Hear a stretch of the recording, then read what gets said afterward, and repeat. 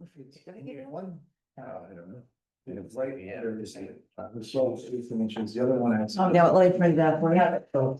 Michelle, you have 20, that's for this year when you guys decide, but I wanted you, just in case you want to compare 24's rates. So this is great to hear. I don't know if I, Structurally, it's fine. I don't think I can remember. Why is he recommending to fill it? or I'll just steal Jane's if she wants. Just because it's a giant hole. It's unused. So it's basically a vault. It's a vault. It's a vault underneath. But cinder block. Cinder block vault. Unlike Mayor, it's just like your basement. Right, it's just a crawl space. And it's a common flavor. Yeah. Right. It's got some groundwater in it, he said, but nothing contaminated. They did not do a broad like environmental study on it. There's equipment down there, no equipment. There's equipment. But why would you leave it? That's on right now. Got it? Got it. Here you go. It's on right now. Thank you so much. Bert, his name is Bert. Okay, this is for the New Jersey League of Municipalities. Yeah, we Okay, put this together, but thank you. there may be more time. Yeah, But you'll see a lot of them are the same time, the same. I know, I noticed that, yeah. But we usually visit with American Water, CME, you know, the usual, You know something? yeah. So the, You're going right to the league? Mhm. Are you going for the day or you gonna stay over? I'm gonna stay overnight. Oh, okay, good. I'll party with you all. Yay. Okay, good. Nah, I'm really gonna be done with classes, but. I'm sure you'll see me walking And around. that reminds me, I have to ask Michelle about the ethics class. You're probably gonna have to, you're definitely gonna have to take it. Because we get credits, CEU credits for our insurance, so let me just make sure. Okay, but most everything is signing up when you're there, Yeah, oh, right? yeah, There's you no, just there's go nothing in. to sign up And for, When you go in, you which is scan your silly, badge, yeah. and then on the way out, you. scan Yeah, I your got the badge. thing that. And this way they know you took the class. Barcode, Yeah, well, that's all it is, yeah. that's the, so, there's a whole floor. Hey, how are you? Hey, Rick. Yeah. Mitch, I was a little surprised that Jane said you'll definitely have to take ethics. yeah, it's like, Inflicted on right, you, yeah, definitely. I was like, what happens if I already have this? It's like you are sorely in need of ethics. I mean, that's how I interpret it. I don't know. I just thought it was being new and not having taken the class before, I think it's your own. ethics. not my deficiency. Yeah, that's. Rick, how's Anita feeling? He's hurting, but she's okay. I mean, the operation went fine, Okay, good, good. but she's still in the hospital. She might be released tomorrow. Really? Yeah. Wow, that would be awesome. It might be. Yeah, I mean, no rushing it. That'd be great. Just a sign that. They wanted to release her today. She isn't ready yet. All right. Thanks for joining us tonight, given all you've got on your plate, you know. Were you happy to see the big pile of stuff Brigitte's got, the bank statements? She hasn't given it to me yet. Oh, good. We talked about it. Tiffany in her office, Brigitte pulled out bank just for 23. We got 20, 21, 22, 24. Just went through 23. Had a, I don't know, 5-inch pile that big. Tiffany copied it also. Oh, really? Yeah. And there was, according to Brigitte, some interesting things she saw I to be bet. explored further. Well, she told me, it's up, Rick. Hi, guys. Yeah, most likely don't have to take that class till next Hey, year, Matt. and we do it online too, so All right. you don't have to go through that. Sorry, course. Mayor, say hello to them, very important. Okay. I noticed, I backed right down. He's kissing off. Are we tabling the bids? If you don't mind, yes. No, Thank you. We gotta just iron that out a The little the more. bids getting high, we were all planning. No, you have a resolution to reject them. Right, we're gonna table that. Oh, okay. Yeah, Oh, okay, because we might accept after all. okay. Oh, let's, oh, okay. Change over. Yeah, but we can't. What's the new Let's bid? get on. When are they gonna release the new bids? What's up, Christian? How you doing? Good, how are When are they gonna? They were talking about rebidding. Yeah, it. go. On the 21st, Friday the 21st. I guess we gotta, we gotta stop the rebid. I thought it was sooner than that, but. Up on it. Councilman Nowicki? Yes. Trustee Pepe? I'm Christian. Our council president? Hi, Christian. That's the mayor, Christian, nice to meet the you. main man of this town. And, How you doing, guys? doing well. Thanks. for Christian's joining us. prepared a 30-minute speech today on the importance of the 2 mile? Yeah. 2 mile turkey trot. Yeah, where are all the big screen monitor things? that are- Yeah, I know. But you don't like to, yeah, right, like, no, But it takes President- longer, it takes longer to talk about the 2 mile turkey Oh, trot my than God, run the it. kids downstairs. So, yeah. that's pretty much what's gonna happen. Maybe for you. Not for all. Oh, this is great. Yeah, he's on the party.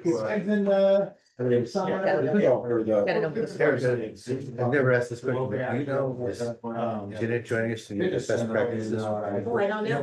Say if she was, who was that? know, Party Hall. I'm assuming she's doing it, if she wouldn't show up somewhere, then we will give.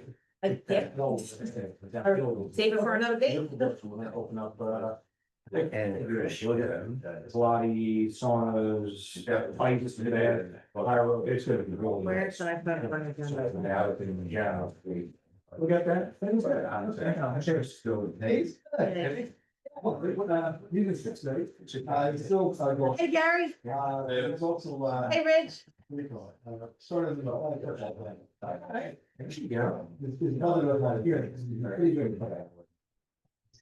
Every goal is less, right? Always sick in the head. So. Be careful of the wires. Being very careful. Oh, boy. What are you doing? Just being honest. The opponent's his fault. Councilwoman? Real fast, it's Christian Pepe.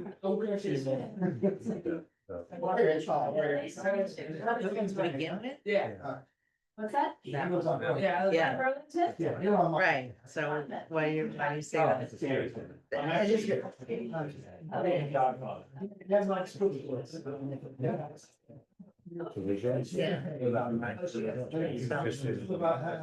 Yes. Yes. He must have gotten that, you know.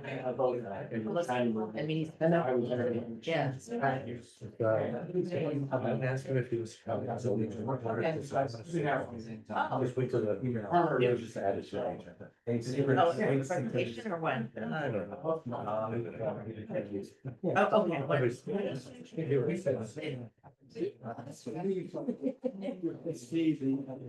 Okay, so you are. Right.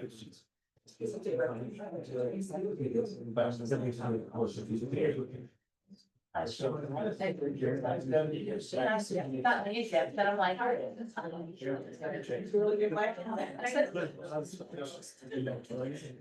Now I sit in her.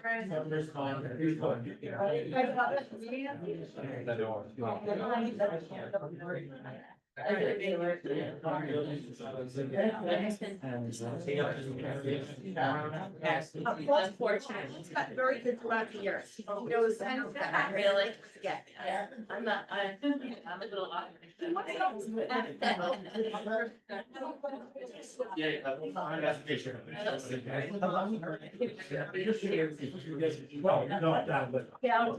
there. That's right. Just for another.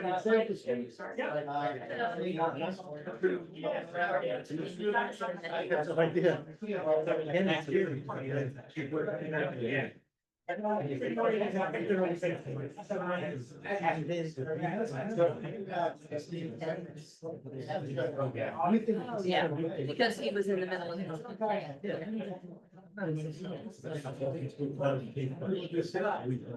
You're doing congratulations. The high.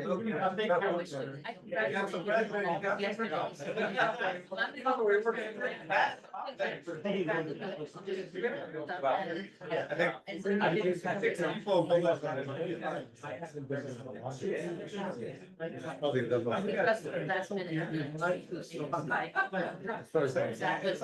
But that was,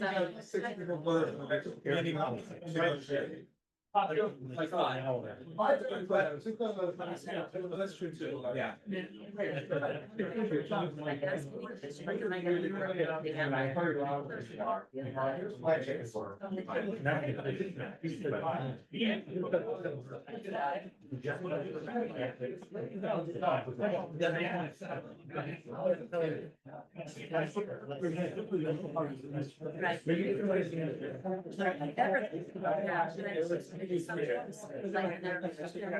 Sometimes. I'll do that with the presentation. Yeah, That's really my. Yeah. Yes. I don't know. Oh, no. Yeah, yeah. No, I'm not trying to write it. You can hit those guys. Why don't you do that? All right. I am.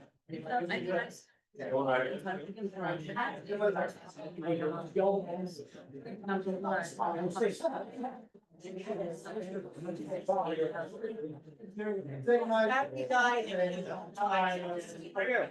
don't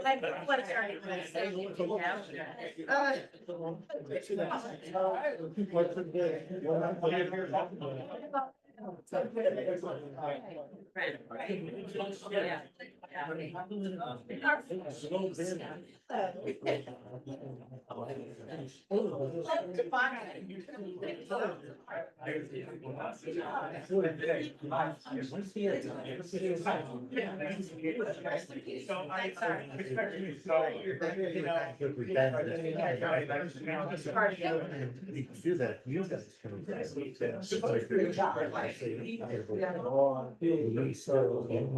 Yeah. Terry, An agenda, and I realized you guys had that. Two went out. They can never like over here, because a lot of times they say. I'm like, you guys are ready, they don't like that, it's like, my whole thing, I was supposed to be back, I'm like, they're out, sorry about that, so I got one. Oh, To, that's okay. So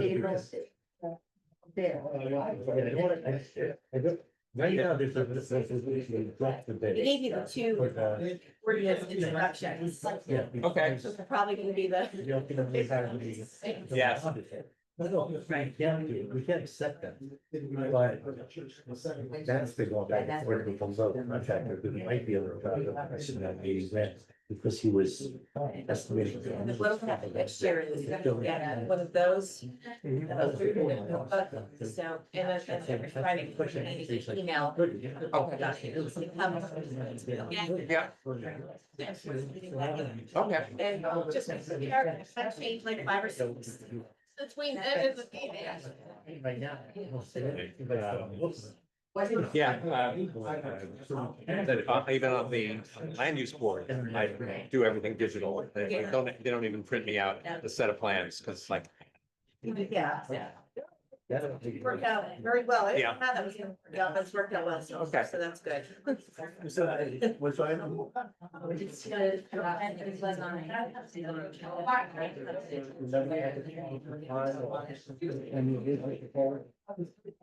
And fulfill and. That's why I'm asking for additional money. That was a final. They did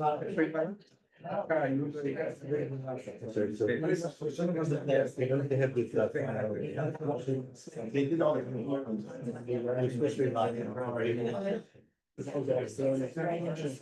Good are you? Thanks.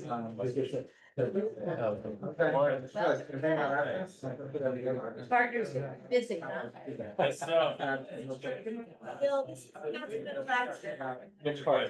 No, the discussion about changing the. I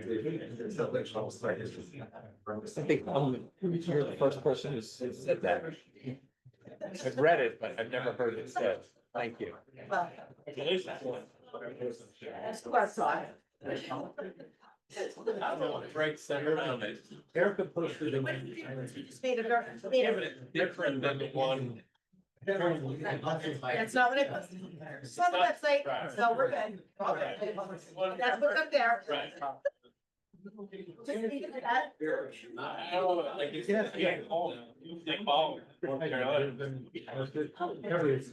That's okay, we still have yours. That's good. I think we was trying to just make it very. And that's fine, but. Mr. Mayor, They don't have to legally. Oh. That's what they've told. there's no clock on the wall. I don't know.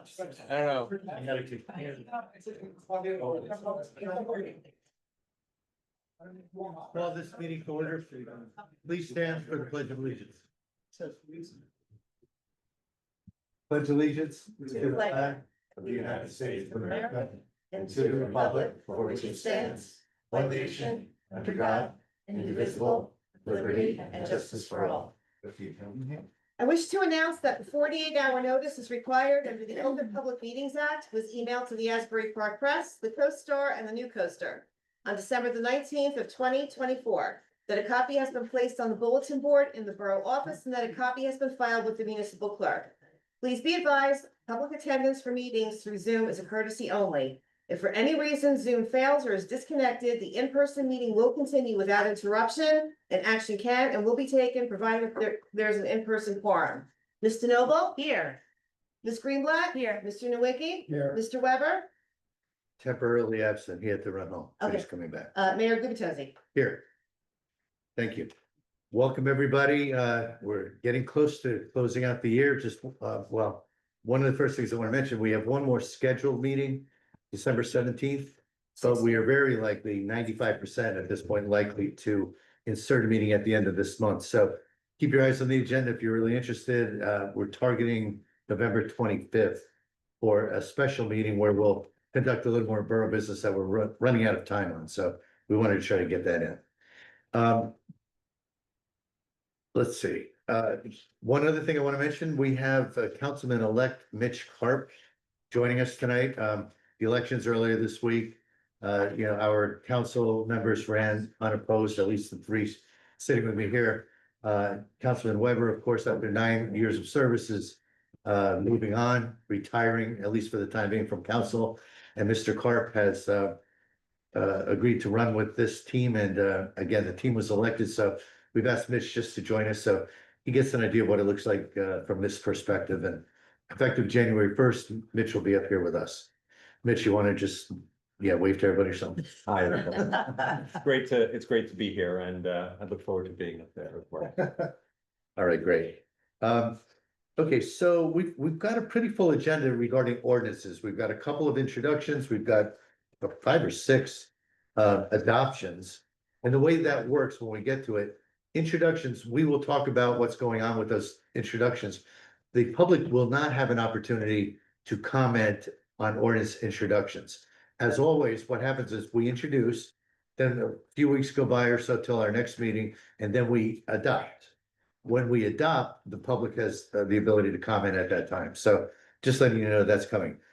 First thing we're going to do, though, is item number 5 on the agenda, what should be a relatively brief workshop, but there's been a lot of conversation really over the past few months, at least among council members, employees who help us prepare for our meetings and so forth, that should we consider moving the meeting times for our meetings? And the general idea, I'm sure many of you remember that over the years, when our meetings have started at 6:30 for a number of years now, we've had occasion where meetings ran till 11 o'clock at night, 10 o'clock at night. I'd say this year we've had a pretty good year. We've run to 9 o'clock a few times, but we have not hit 11 or midnight this year.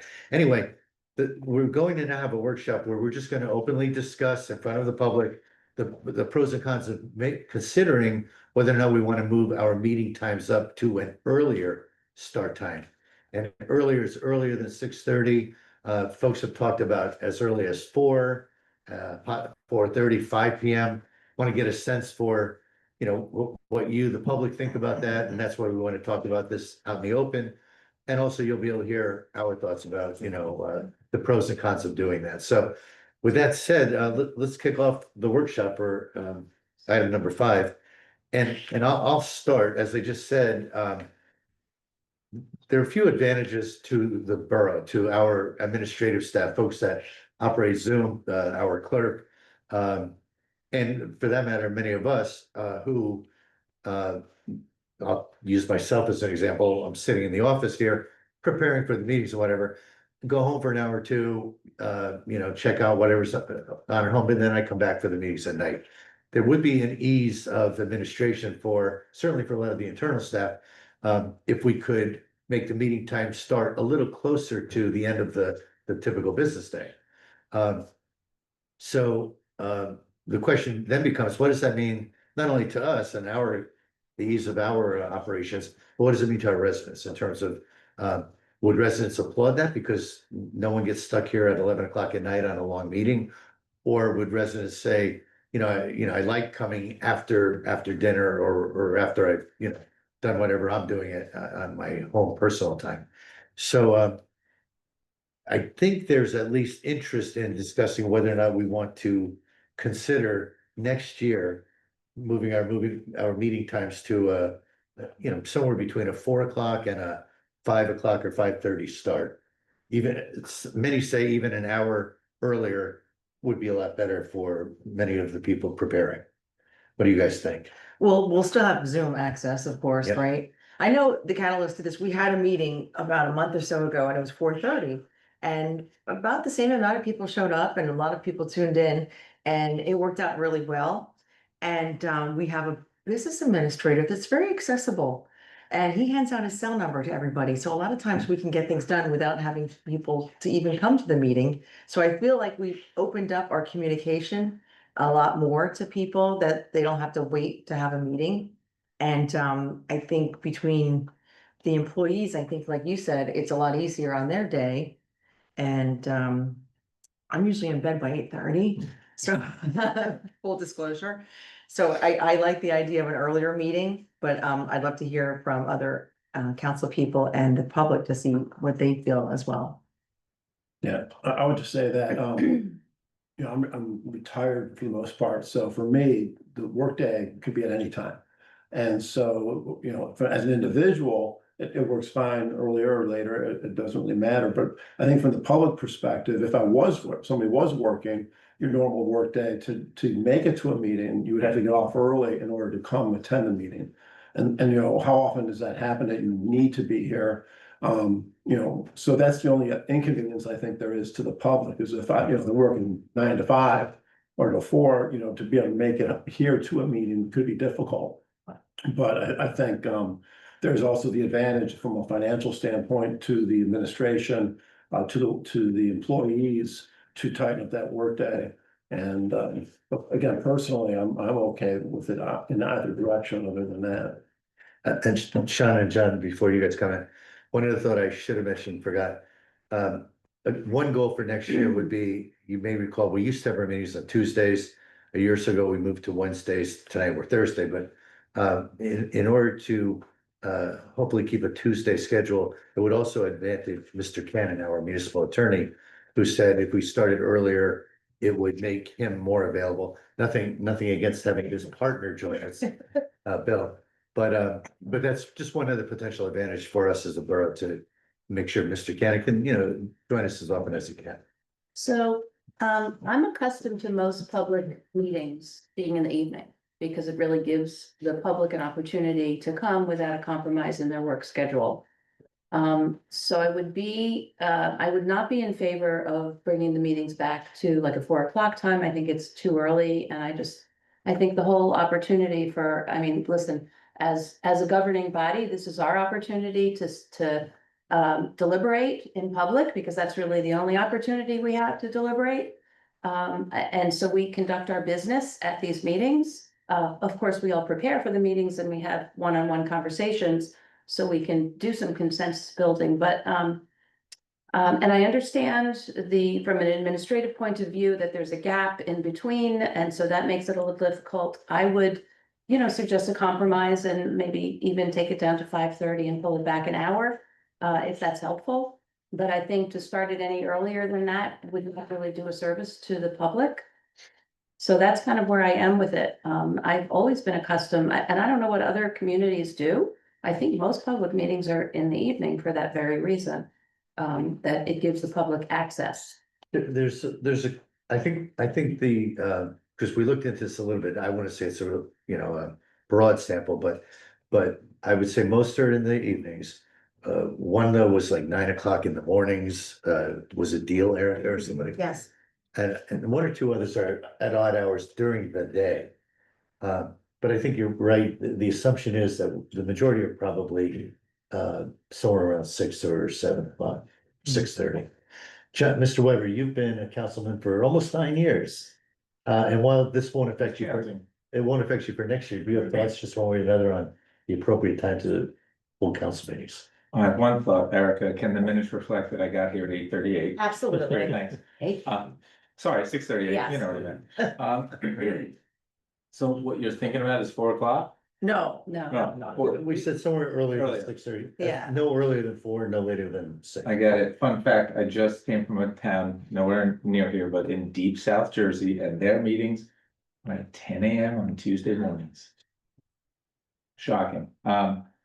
So you're right, I'm not gonna be here, so I don't really have an opinion. I mean, of course, you want the public to be able to come and to attend. I think it's accurate to say we require more staff than we used to for a meeting because of Zoom and all, things like that, so. Maybe splitting it in the middle. Maybe hearing from the public is the most important part of this, because it might not really matter what we think. Right. 'Cause if you change it and you get it wrong, you're gonna hear from them anyway, so maybe. Hear from them then. I have a question. But we will. If we do change it and we find it's not working well, can we change it again, or we're stuck with it for the year?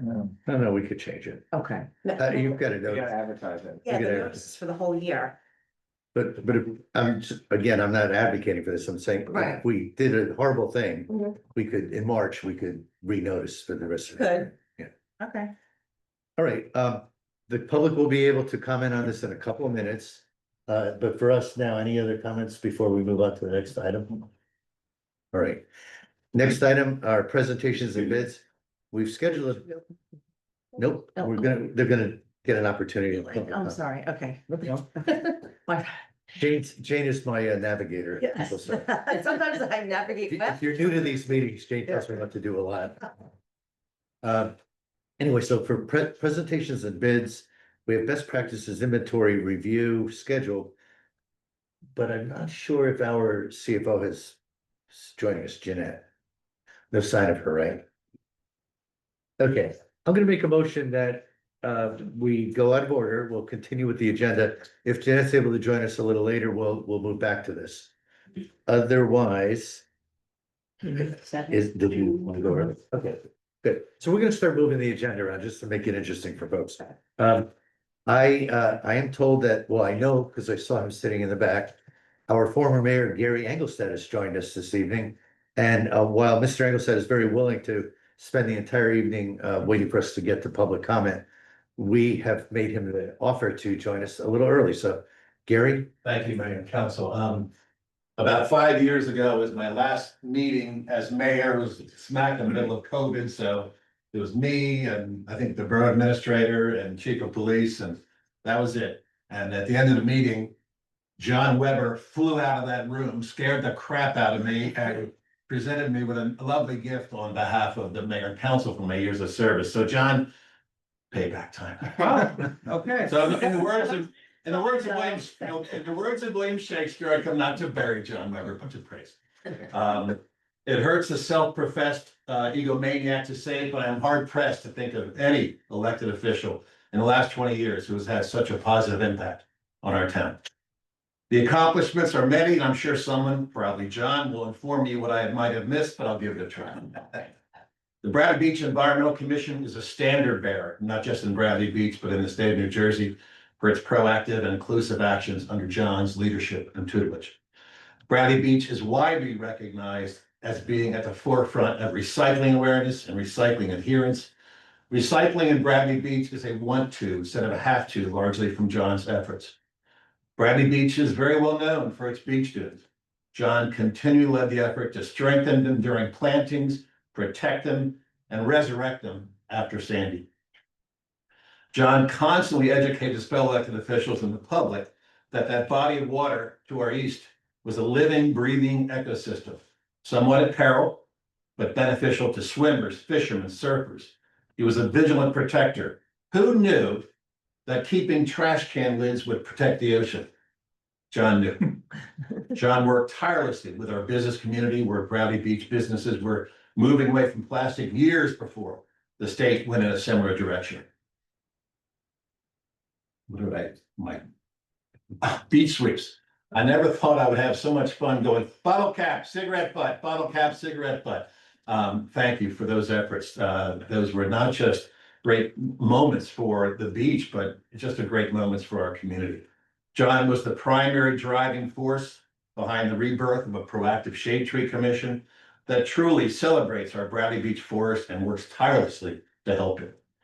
John may deny this next one, but about a number of years ago, there was a church for sale in town. And I didn't know what to do. And John said, let's buy it. Doesn't work out. Maybe we'll flip it someday and make a lot of money. So see, you knew. So that's enough about John. Let's talk about me. When I was first elected mayor and a few years later, John joined the council. It was hilarious how a few people came up to me and said, what are you going to do about Weber? It was almost like they were saying Vader or I said, I said, John and I just laughed. I said, John and I will be fine. We both share a passion for the town. We don't engage in, forgive my French, petty bullshit. And John and I were more than fine. I had and always will have the utmost respect for someone who is, as John reminds me, much smarter than I am. We each brought certain distinct skills and abilities to our roles and always retained open and honest, sometimes too honest communications. I especially enjoyed watching John's BS meter go off the charts as this vaunted political science major would tirelessly bloviate during a budget meeting. Remember the movie Jaws? There was a famous scene in Jaws when the shark was nibbling on people and the town council got together and everybody's yelling at each other. Then you hear this screeching sound of fingernails on a chalkboard. And it was Quint, the fisherman, who said, I know how to do this. And John, you are Quint in Bradley Beach. You may not expect being a Narragansett swilling Irish fisherman, but you are the voice of reason. I always appreciate it. Anyway, John, thank you for your service to the borough. You are leaving it much better place than you found it. You have definitely left your mark, and the borough's residents are deeply, as I am, grateful for you. So.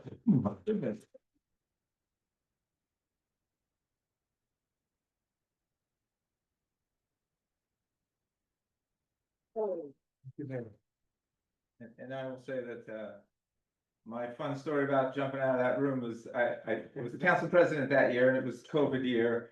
And I was fond of saying afterwards that the only thing the council asked me to do as council president is to do that, and to go and hide in the closet and surprise Gary at his last meeting. So this was a surprise to me because it was not my last meeting, but I hope you're enjoying the plaque or whatever it is we gave. It's treasured in the rise somewhere.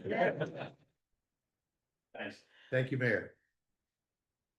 Let's see, okay, we still don't have Jeanette, so we'll just continue, Jeanette, so we'll continue to move on. Move to item 7 on the agenda is approval of the minutes. I will make a motion that we approve October 21, 2025 council business meeting minutes. Second, Mr. Noble? yes. Ms. Greenblatt? Yes. Mr. Nowicki? Yes. Mr. Weber? Yes. Mayor Gubitosi? Yes. Item 8 on the agenda is public comments. For this portion of public comments, feel free to comment, but only on things on the agenda. At the end of the meeting, you'll have a chance to comment on anything you like, including your comments if you'd like, any thoughts you have about the potential of changing our meeting start times. Any comments or questions? Yes, sir. Good evening. Thank you for bringing my proposal to bring back the turkey trot. And Christian, could you just announce to the world your name? I'm Christian Pepe. I'm a freshman at CBA, and I'm trying to bring back the turkey trot on Thanksgiving morning. So the reason why I'm trying to bring this back is because I have a lot of very, very good and treasured memories with my dad. Waking up every morning before the parade and going up and burning off all the turkey that I'm gonna eat later in the day. But I think for me, the money that I'm raising is gonna go to the Mercy Center. So we could feed people who don't have any food on Thanksgiving. So they could have a good time and they could have something to eat and enjoy their Thanksgiving. It's wonderful. Thank No, you. it's a wonderful idea, and for the public's benefit, resolution 2025-331 will be the council opining as to whether or not to approve Christian's request to have Bradley Beach sponsor this turkey trot. So a little bit more to come, but thank you so much for bringing that to the council's attention. Thank you. I really appreciate it. Absolutely. Have a nice- Are you going to stay for a little while or do you need to run? Because either one's fine. I'll probably stay for a little while and then. Or do whatever. Whatever his dad says. I will warn you, it might be a longer meeting. You might not want to stay. We can, yeah. Okay. We're probably not. Okay, great. But we- Thank you for joining Yes, us. thank you. Have a nice night. Thank you so much. Thank you. Thanks.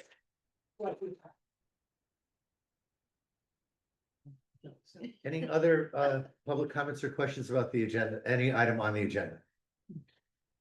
Mr. Nishampkin, I see your hand is up. Thank you. Thank you. Paul Nishampkin, 411 and a half Lorraine. I just wanted to comment on changing the hours of the council meetings. I think unless you only want to have old, retired, cranky people like me show up, you shouldn't have it during business hours. I vote for leaving it where it is now. Great, thank you. Anything else, Paul? Nope. Okay, thank you, sir. Brigitte, in the back.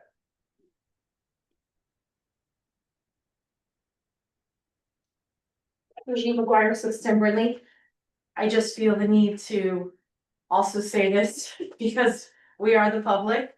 And if we don't get too many hands raised tonight, I really don't think the meetings earlier encompasses as many people as possible. I think 5:30, like Shauna said, might be the earliest time that makes sense, since the 9 to 5 is the regular standard time. I think it's important. Even people who work from home might have the idea of flexibility, but can they really be on a Zoom? I don't know, earlier, than their day, from when their day is over. So I just want to speak to that, and I would love the turkey trot. So, I thought that was great. That's it. Thanks. Great, thank you. Any other comments or questions? Okay, seeing none, we'll move on to item number 9, ordinances, and item number 9 is fairly lengthy tonight. We have 2 ordinance introductions, and then, as I mentioned, I think 6 adoptions. So the introductions, the public will not have an opportunity to comment. The adoptions, however, you will for each item. So for the first 2 introductions, the first one is 2025-37. It's an ordinance amending chapter 9. We refer to as traffic, but specifically, we are going to discuss whether or not to introduce an ordinance that changes the rules we have in place today for what is referred to as special permit parking. And basically, these are privatized handicap spots in front of certain homes in the borough. And we have certain criteria around that today. There's evidence of a handicap existing, needing a state placard and so forth, needing a note from a doctor. One of the challenges that the borough faces is that there are a number of, we have limited parking. And especially in the summer, it's extremely limited. And we have a number of spaces designated that are currently eligible for folks who are not full-time residents. So they'll be here for the summer months perhaps, but the challenge is we're painting that curb yellow, limiting it to only their one vehicle near their house for the entire year, while they may only be spending a few months in Bradley. So you know, it's a challenging situation, I think for the entire council. But we were thinking, what can we do? We still want to make sure that we are advocating as much as we can for individuals who are handicapped, but at the same time, try to be respectful of all of the rest of the residents in Bradley. There was a gentleman here at our last meeting who, you know, his personal opinion was there's just not enough spaces to go around and we should eliminate these altogether. What we're going to discuss now is amendments that we would want to consider that might restrict these spaces a little bit more than they are today, but we would not eliminate them, at least not in this draft. So with that said, you guys are all familiar with this. Would anyone like to lead the discussion? Well, yeah, I would just want to say that, you know, it's kind of the old adage, one bad apple, you know, ruins the whole bunch. And, you know, there are some abuses that have come to light in the borough. Where people have had these spots and just retained them and perhaps it wasn't enforced. But to take it away from the people who really need these is not the right thing to do. And so I think what we're trying to achieve here, and I think this ordinance is doing a pretty good job of it, is trying to tighten the rules on you know, accessibility and the criteria in which somebody could actually get a spot. And not to prevent people who need them from getting them, but to really tighten up the overall, purpose, which is really, hey, I don't have a driveway. And I live here full time and I'm disabled and I need to have access to a vehicle. Or my person who is my caregiver could provide me the access to that vehicle by using that spot. And so I think those are some good provisions that we've accommodated in this. So I think this strikes a good balance. I don't think at the workshop that we had the other last council meeting, we were going all over the place from A to Z on different scenarios that could happen. And I think what we need to do is simply, and I think this is what the ordinance does, is tighten this up to the point where if you have a driveway, then, you know, if it's not accommodative to you, well, then you should adjust your driveway, adjust the ramping, other things, but you can always pull up on the street up to and access in and out of your vehicle that way if you don't, or back out that, out the driveway to provide access. So the bottom line is I think this is a pretty good job of accommodating for the people who really need it. I can highlight a few things. I'm not gonna read the entire ordinance for you. It's posted on our website. There's probably three significant changes and one modest change. The modest changes, we're just bumping the fee. The fee that's been in place for many, many years is $50. We're bumping it to $200, which sounds like a lot of an increase, but there's a lot involved in maintaining these spaces, including creating a sign that, you know, is customized to say, this parking space is for this house only. Other handicapped individuals can't park in these special permitted spaces. So we create a sign, we do the painting of the side curb. We maintain that paint throughout the years. Many of these spaces have been in place for a decade or more. So there's various costs associated with the maintenance of it, the registration process and so forth. So the easy one, I would say, is that we're bumping the fee. Probably the most significant one is this ordinance would make these spaces available where a resident has Bradley Beach as their primary residence. So if their primary residence is up in northern New Jersey, if it's in Florida, they would not be eligible for these spaces. And as I mentioned earlier, that's largely because we don't want to take away parking from all their neighbors for an entire year when they would be in the borough perhaps for the summer. A second significant change, I think this is one that's a very logical change. We've had a very broad range of physician documentation. We do require a physician's note today, but the notes can be very limited. My patient needs a parking space close to their home. Literally, we've had doctors write that. So we have created with our borough attorney and with other experts to help us make sure we're not in violation of HIPAA or any other confidentiality requirements. We've created a physician's attestation form And it basically lays out statement that the physician must sign, but the statement is pre-created or pre-structured. And it basically is the physician attesting that their patient really struggles with mobility, that they have very limited mobility. And maybe that's a nothing. Hopefully all the physicians felt that way anyway, but we're just getting them all to state it very clearly for the record. And the third one is, historically, we have had these spaces available on county and state highways. We really don't have the ability to authorize that. That goes through a permitting process with the state or the county. Going forward, our ordinance is not going to permit these because the borough doesn't want to be in the place of filing permits on behalf of private residents. So if someone has a disability but lives on Ocean Avenue, Brindley or Lake Terrace or Main Street, I don't think we've ever had these on Main Street anyway, but on the other county roads, we won't be completing those permits any longer. The individual can do that with the county. Those are the key changes. Any other comments or questions? Great thoughts? Yeah, good changes. Okay, I will then, again, we won't open this to the public tonight, but you will have a shot at this in a few weeks. But I'll make a motion that we approve the introduction of 2025-37. Second. Ms. DeNoble? Yes. Ms. Greenblatt? Yes. Mr. Nowicki? Yes. Mr. Weber? Yes. Mayor Gubatosi? Yes.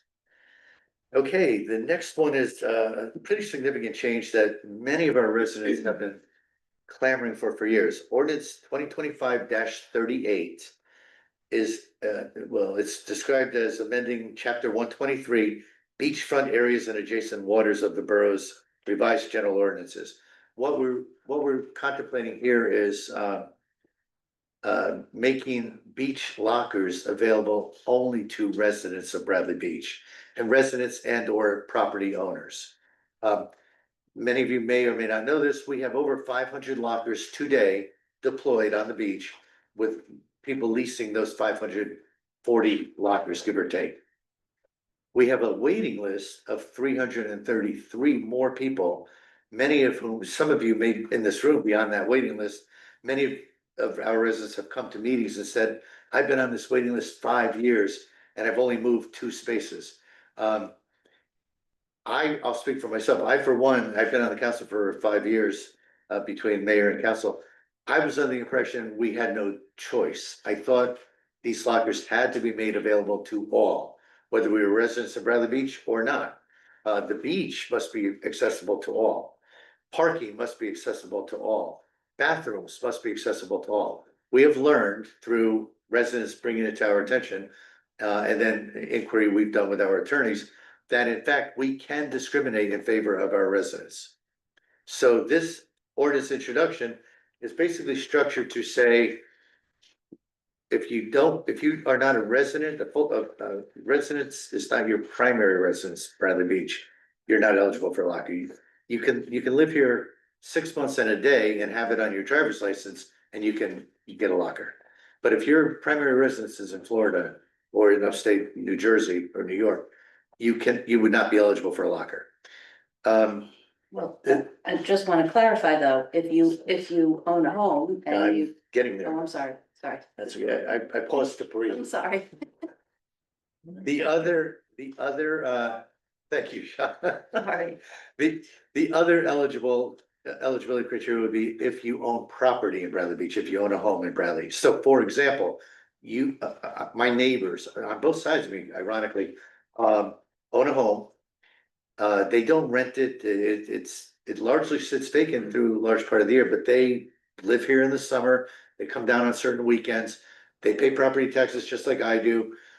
They have beach locker. I think they both have beach lockers, but regardless, when you think about how do you make these lockers, which are now in high demand, how are we fair to our residents? We, the council, have discussed, one-on-ones. We should recognize a homeowner who's paying taxes, just like all of us who live here full-time, and make them eligible to get a locker. Now, there are people who own 2 or 3 homes. They might live in one and they might rent out the other 2. They may have Airbnb type businesses, whatever. One of the stipulations in this new ordinance is that any one individual, any one family unit would be allowed a maximum of one locker. So if you own 3 properties and your tenants in those properties, if they are primary residents in Bradley Beach, they're, year-long renters, they can get a beach locker. If you own a property and you have 3 rental units on that one property, 3 different families could each get a beach locker because they've got primary residence in Bradley. But if you own a home separately and you get a locker, you don't also get a locker for owning the other property. So basically, we're trying to contain this to, 1 locker per individual side family unit. There are other tweaks to this, but for the most part, so we go through, because today we don't differentiate between residents and non-residents, we do go through some detail here distinguishing how what eligibility is required, as I just described it, what documentation is needed. The one other key feature here is if we do move forward with this, this anticipates we may have 100 or 200. We may have a lot of people that currently have lockers that are renewing them every year that are not residents of Bradley Beach. They may live in Neptune City, they may live in New York City. They can live anywhere they want. But when we change this, what this current draft stipulates is they would, for those individuals who are already renting lockers, they'd have the ability to renew and continue to rent this year, this coming summer. At the end of this summer, they would not be able to renew after that. The waiting list would open up, and people who are on the waiting list, residents only and landowners only, would be able to then be eligible for lockers. So those are the key issues, but you're all familiar with this. Any other comments or thoughts? Well, a couple key things that you didn't mention.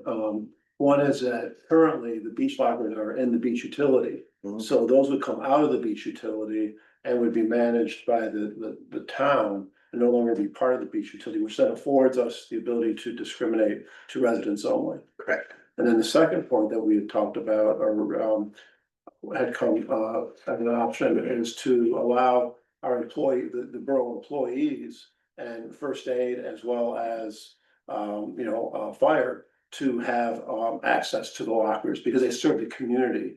And we would want them to spend as much time as they could in our beaches because it's a perk for them, but also it's great to have those individuals present on our beaches and in our community, even though they don't live here, because they work here, they serve the community. So I think those are some key other additions that I think that are really important. If this was to go forward, you still afford that. And I know before this comment, I know on this council, Councilman Weber, last time we brought this up, or at least in a conversation you and I had, you raised concerns about not broader grandfathering. I'll give you your chance to speak, of course. But we've gone, as individuals, we've gone back and forth on a few of these components. Grandfathering, doing it for 1 year gives people time to transition, but clearly that's much harsher, if you will, than grandfathering people for eternity until they choose to not renew. And Paul, to your point, the employees, the discussion was, employees, not all employees live in Bradley Beach. Perhaps not all can afford it, but they serve Bradley Beach. They serve our residents. We volunteers, first aid and fire. There may be 2 or 3 employees that actually want to have a locker in Bradley Beach. And if they want it, they will pay for it, just like every resident. But this ordinance plans to treat them as an equal status to a resident. They could equally get on a wait list. Equally get on a wait list. Okay, right, so they don't bump ahead of. Correct. Okay, Or maintain the locker that they may already have. Correct. right, okay. And I just also want to add that, it's not a revenue stream. It's the money that comes in for the lockers, for the building or maintenance of the lockers, as well as the annual fee, is really to cover the costs of maintaining the lockers and for the manpower to put them out, put them back, and so forth. And I know that, John, you're gonna talk shortly, this concept of, is it elitist that we are now that we have an opportunity, we see, to serve our residents and to give our residents priority to lockers who live locally in Bradley Beach, to be able to have, all of their beach chairs and everything right on the beach and then be able to simply walk or bike ride to the beach is a great advantage. And, you know, I was amazed to see only a few days ago when I got this information that we have a wait list of 333 people. I imagine a bulk of of this wait list includes residents because they're all identified associated with different beaches in Bradley Beach. You know, it's fewer cars that are come to the beach. I think also for the out-of-towners that have had lockers in Bradley Beach, they're very often driving to Bradley Beach. They're parking there. So if they're coming with their car, they can also come with their beach gear. In a way that residents, it's a little bit more of an onerous for those of us who are living in town to trudge all of our beach gear to the beach every day unless we drive to the beach. So, I mean, I don't see it as anything elitist. You know, we as residents have to kind of pay the price of being so fortunate to be living at the beach. During the summer, you know, it's definitely an inconvenience that we deal with in our streets with parking in front of our homes. You know, sometimes it's hard for some of us to even find parking spots. Because a lot of that is beach parking, because our beach parking can't accommodate all of the visitors. So I think this is really a good opportunity for us to really take care of our residents first when we can legally do so. And I'm really in favor of this. Thank you, Councilwoman. Councilman Weber? Okay, how many people do you think you're gonna be kicking off the privilege of having a beach locker? As after, obviously, next year, how many people, 150 people or is it Yeah, more? that's a reasonable estimate. We don't know for sure because we don't track their addresses, but Okay, so you're gonna kick 150 people off. I'm not gonna have to deal with this. You all are gonna have to deal with that. Those people are never, ever coming to this town again. Just so you know, okay?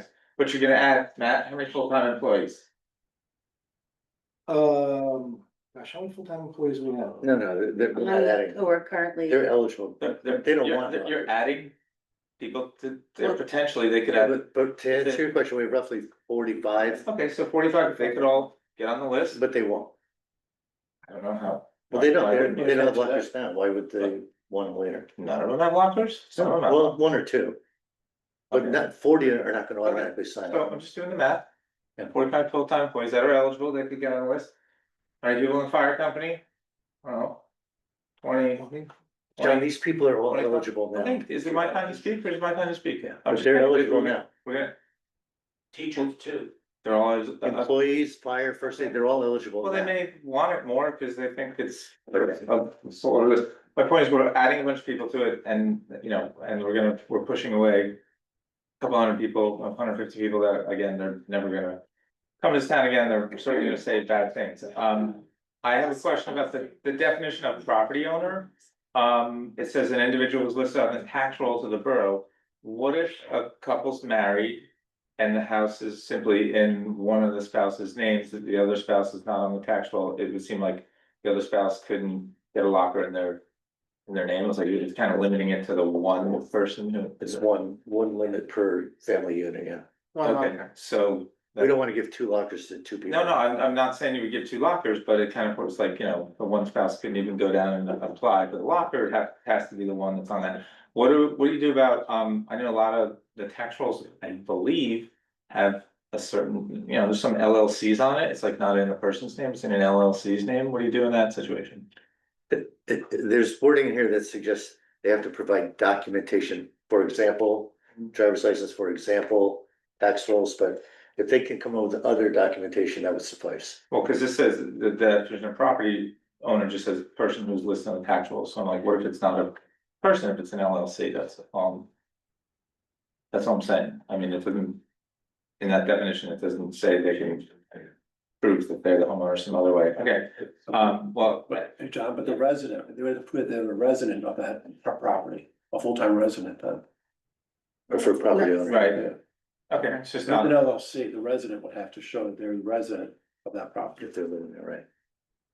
No, if you have a property, even if it's an LLC, you can get a lock on it, cause you Yeah. own the property. Right, A lot, that's a what lot of John's- people put their home in LLCs. Right, So- and I just, the definition of property owner we're putting here would seem to count that out, but, that's, that's that, and then I know now if it's not a revenue thing, because it's in the beach utility. The revenue has to equal that, like, we can't make money on something like beach badges or lockers, we can't.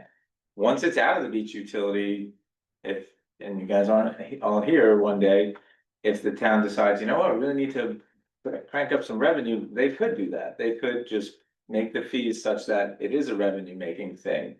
And that it's gonna make beach lockers a lot more expensive, but I'm just saying, it's in the beach utility, that's not even an option now, so that would be an option to a future council, so that's something to think about, so. If you wanna take the wrath of all the people that you're picking off this, that's, you know, I guess that's your business, but. Just let me know. We have a letter draft that is gonna be signed by you. Yeah. Well, listen, I just wanna say, yeah, there are some very unhappy people, but, we have so many residents in town who don't have beach lockers, who've been waiting for years on lists.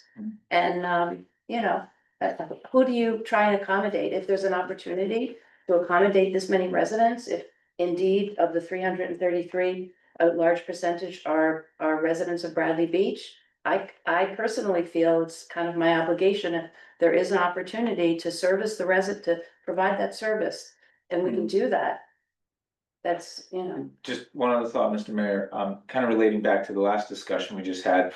Those special parking spaces, there was a time when I remember the argument, because they were available to people that didn't live here full time, so if they were property owners, they could get that special parking space, and the argument was, well, they pay taxes just as much as anybody else, so if we're gonna extend this courtesy to full-time resident taxpayers, we should extend it to part-time resident taxpayers. So one of the arguments you just gave is that, well, you know, this should go to you know, if you're a property owner and taxpayer, I just feel like that could be a slippery slope, because if the waiting list doesn't go down that much, and then people are still waiting a few years and they've only moved up 4 spaces instead of, you know, 2 spaces in 5 years, they might be arguing for that, so you'll be coming back and. Yeah, just like we just. That's true. You know, we just took this away on the special parking thing, we just took it away from people that pay full amount of taxes and don't live in town, full time, and so I'm saying that they could come here too. It's a very good point. At that point, I asked Mr. Cannon about, I said, you know, so keep in mind, the parking spaces, like the beach lockers, are nothing we're required to provide. We do it as a courtesy, as a good gesture to members of our community who are handicapped. But I asked Mr. Cannon, I said, is that a slippery slope? That, you know, 2 people side by side are both handicapped and they both, you know, in a house and they both pay taxes, but one is only here 3 months out of the year, and he said that is an element that you can distinguish upon, because you're inconveniencing, if you will, you know, at least the rest of that neighborhood for 9 months out of the year, say. So I pointedly asked them that just because I was aware that was a challenge. And you know, I don't disagree with you. You know, people think, I think a lot of our residents will think this is you're number 500 on the waiting list now, and they think this is a panacea. Well, you may move to 150 on the waiting list or 200 on the waiting list. So you're right, we're still gonna have a waiting list. I think what at least I feel is residents are going to be more understanding if the people ahead of them on that list are fellow residents. What people have complained to me personally about is, you know, you're making these available to out-of-towners when you don't have any legal requirement to do so. And that's what swayed me. Once I found out, I thought we did have a legal requirement. Once Mr. Cannon explained that we don't, that honestly swayed me as well. Any other comments? Yeah, no, I would agree with Councilman Greenblatt that our job here, number one, is to serve our residents. Number one, that's the number one job that we have. Second to that is, okay, the broader community, but we have to serve our community, our residents of Bradley Beach first. And I think that this does that. If there are no other comments, I will make a motion that we approve for introduction ordinance 2025-38, the beachfront areas and adjacent waters modifications we're making to beach locker rentals. Second, Ms. Noble, yes. Ms. Greenblatt, Yes. Mr. Nowicki, Yes. Mr. Weber, No, Mayor Gupta. Yes. Under adoptions, we have 6. Each of these adoptions, we will open up for public comment. Bond ordinance 2025-31. I'm gonna turn this over to Mr. Nowicki, because Paul, you've led the charge on much of this, and just maybe a brief overview, then we'll open up to the public. Okay, yes, this is a bond ordinance, related to Sylvan Lake. Currently, there's a project that's happening as we speak out there today, which is the outfall. And that's the, old flume that goes out to the ocean that collapsed several years ago. And DEP is, paying for, 75% of that. And we are cost sharing with Avon, the other, 25%. And we've issued bonds for that, to cover that, jointly with the town of Avon. And that project is ongoing, and what we found is that we've also have a problem with the outlet gate. And that outlet gate, which is a key functional element that controls the water elevations in the lake. And that failed several years ago, and then we put plastic up and some, some boards and trying to control the water flow that's escaping through that gate that's failed. So we identified, we did some temporary repairs to it about 1.5 years ago, 2 years ago. That failed again, and so we keep trying to fix it. DEP has agreed that, this isn't necessarily a quote emergency because it didn't collapse and the water all flow out yet, but it is leaking and it's an imminent failure at some point. So they've agreed that we could include that into this project that is ongoing, which saves the boroughs of Avon and Bradley a lot of extra dollars of going out and advertising this and contracting it separately to do a change order to that contract. And so what this ordinance does is provides the funding, because there's two things that the DEP said. One, you need to demonstrate that you have the money in place to do it in November. And 2, you need to get your permits in and the design done. And be able to show that you're able to then incorporate it timely, not to delay that project. So we've done those, checked those boxes. Permits have been submitted to DEP for the general permit for wetlands, as well as a permit for dam safety. And the engineering documents are being advanced to be able to issue a change order.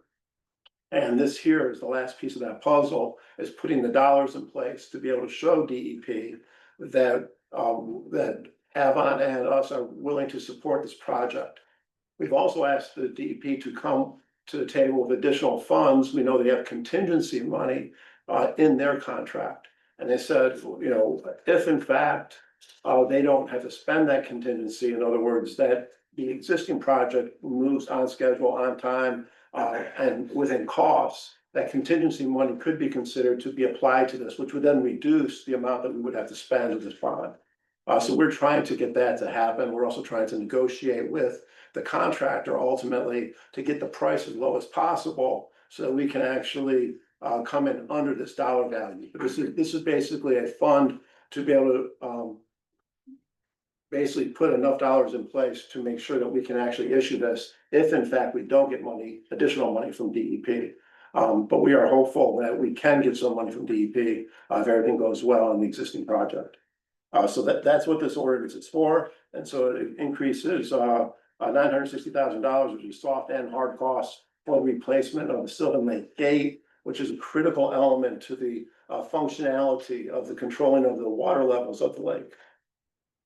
And we could have identified that extra was a 900,000, Paul, or so. Yes. The gate repair as a separate bond ordinance, but we thought it made more sense because it's really part of this broader project to amend a prior bond ordinance, adding the $900,000 or so. Correct. This is the controlling the water that goes into the flow. And this gets it done sooner, which is critical. Yeah, otherwise we would have had to go out, contract this and then end up paying a contractor to mobilize, and all their overhead, put trailers out there. So all that other costs would increase the cost of the boroughs to do this, and then we would have to manage it ourselves. Here we have DEP on site already, the trailers are there, their inspectors are there, and this comes in as part of their contract. and helps manage it at a lower cost. And the timing is so critical. If anyone goes to Sylvan Lake and looks at the area on the eastern side of Sylvan Lake, there's plastic that's hanging there right now. So we're like hanging on a thread every time we have a storm. Yes, You and know, that every this time, gate, every time we operate those, it's a hand-controlled gate, they're called sluice gates, which are basically, pieces of metal that you are on a screw, and you adjust those based on water elevations, and every time we do that, it gets looser and looser, and because it's just a wooden front with these steel gates on it, and it's falling apart. so if that gate were to fail, The water would either not be able to be drained out, or all the water overflow, would either overflow or flow out of the lake and would dry up. right? And that's why this is a critical piece of the infrastructure Into the ocean. into the ocean. And the final point before I open it up to the public is the vast majority, 75% or so of this project is currently targeted to be funded by grant funding. And not yet determined the gate, because we're Correct. hoping that we can weave that in, but vast majority of this is still going to be funded by grant funding. We Yes. borrow the money to demonstrate now that the money's available. We approve the borrowing of the money. But we'll either spend the money and then get reimbursed by the grant funding, or if we can, get access to the grant funding, so we don't even have to formally borrow the money. But tonight, what we're talking about is approving the borough to borrow this to the extent we need it. Correct. Do we know the timetable for the current project that's going on in terms of where they are? And I don't know if our BA is gonna report on it or not, but that will play a role also in when the gate will get addressed and if there will be funding that'll cover some of the cost of Yeah, it. right now, the project is on schedule. They dug out the dunes, they've actually removed all the armoring, big boulders. And the old wood box is exposed. Next step is to put in a coffer to remove the box and drive new piles and then put in a 54-inch steel pipe that will connect from a box there at Ocean Avenue and to be piped into the ocean. So that project is scheduled to be completed here in late winter, early spring, so basically February timeframe. Mhm. And the goal here is to incorporate this into the contract, and he can do this work during the winter months. So, thank you, Councilman. If no other comment here, let's open it up to the public. I'll make a motion that we formally open this up to the public for any comments or questions you may have. Second, Mr. Noble? yes. Ms. Greenblatt? Yes. Mr. Nowicki? Yes. Mr. Weber? Yes. Mayor Gubatosi? Yes. Comments or questions? Raise your hand, please. This was obviously very clear to all of you. Paul did a great job, thank you. We've been talking about this for a while. I know, Yeah, we yeah. have. All right, I will make a motion that we approve for adoption bond ordinance 2025-31. Second, Mr. Noble? Yes. Ms. Greenblatt? yes. Mr. Nowicki? Yes. Mr. Weber? Yes. Mayor Gubatosi? Yes. Ordinance 2025-32. This is creating a new chapter 386 for single-use food service items. And I'm wondering if I might ask Mr. Councilman Weber to give us a brief overview. Sure, based on Gary's comments, we've done enough environmental stuff in this town, so maybe we don't need to comment that way. This is what we would call a skip the stuff act, bill, whatever. Skip the stuff, meaning when you get takeout food, you get often you get a lot of non-food stuff with it that you didn't necessarily ask for or want or need. Plastic utensils, plastic condiment packets, all sorts of other stuff. Skip the stuff laws, this law, the way it's read, you can have any of that stuff, you can have all of that stuff, you just have to ask for it. And that's pretty, it makes the default not getting all of that stuff as opposed to getting it all. Many people have an entire drawer in their kitchen filled with this stuff and they didn't want it, but they feel bad throwing it out. So it simply changes what happens when you get takeout food, and that's kind of it in a nutshell. This was, we had the workshop on this, we had the first reading a while back, and this is one of those that just skipped a meeting, so kind of it. And John, there've been, the gentleman you had join us via Zoom, the expert on this, and others have said, some folks think restaurants might be against this, but in fact, it saves them money, and most of them applaud this. Yeah, and there's some restaurants we asked around in town, there's some that are doing this now, like they already do that, there's not a law, so that's great. But the rationale is, well, we can't always count on those same business owner, like the business may change, those businesses may come and go, so having it as a law probably is gonna make less plastic, and yeah. In Red Bank where they have this, there's a survey of, 30 restaurants or so. And they were giving away 94% less stuff. Don't know what that translated to on, in dollars and cents, but if they were giving out 94% less, fewer. Utensils and, all that other stuff, that's gotta be saving them money, so should be savings, yes. Okay, I will make a motion that we open it up to the public for any comments or questions. Second. Mr. Noble? Yes. Ms. Greenblatt? Yes. Mr. Nowicki? Yes. Mr. Weber? Yes. Mayor Gubatose? Yes. Comments or questions from the public on skip the stuff? Okay, seeing no comments or questions, I'll make a motion that we close the public session and. Hand raised. Oh, there's a hand raised? Yeah, that's the cursor, it's not a hand. Okay. Oh, yeah. Maybe put it in the corner, so. Yeah, people- just after we take the vote. Okay. Thanks. So make a motion to close the public session and approve the adoption of ordinance 2025-32, skip the stuff. Second, Mr. Noble? yes. Ms. Greenblatt? Before I didn't have a chance to comment or ask the question, because I wanted to ask you, actually, how do we notify all of the businesses of this? I understand, and I had asked the question previously, but we didn't come to any real understanding, so we don't have to regularly, announce besides resolutions or ordinances that we pass. And then I was thinking, is there an opportunity maybe for the BBBCA to actually communicate with all the businesses on this, so businesses are aware? I think yes to that. I should have mentioned, there's essentially a grace period in the law, it's 3 months, so there's gonna be 3 months of education, just getting the restaurants attuned to that. I don't think we want to be prescriptive in the law to say, this has to happen, that has to happen. BBBCA is a great option. I'm going to reach out to the administrator, say, what's best? I mean, is it a letter, is it, what's best, and figure out what's best, but I think involving BBBCA and the Environmental Commission, if they wanna be involved, and to do that, but we're gonna have 3 months to do that, and they'll get up to speed in 3 months, and that gives them a time to, they go through inventory or whatever, before we get into the, ramp up to the spring. Right, well, thank you, John, and absolutely, yes. Mr. Nowicki? Yes. Mr. Weber? Yes. Mayor Gubatose? Yes. All right, ordinance 2025-33. This is regarding amending chapter 270, specifically about planting strips, and this is I've got to revisit this for a second myself. But the challenge with planting strips in Bradley Beach is we have an existing ordinance that says as of a certain date, you can no longer, anyone who's before this date is grandfathered, anyone after this date can't put things like pavers and what's it called, AstroTurf and other things in the planting strip. The problem with that is nobody within the borough has a record of exactly who had these things and who didn't have these things as of that date, which was over a decade ago.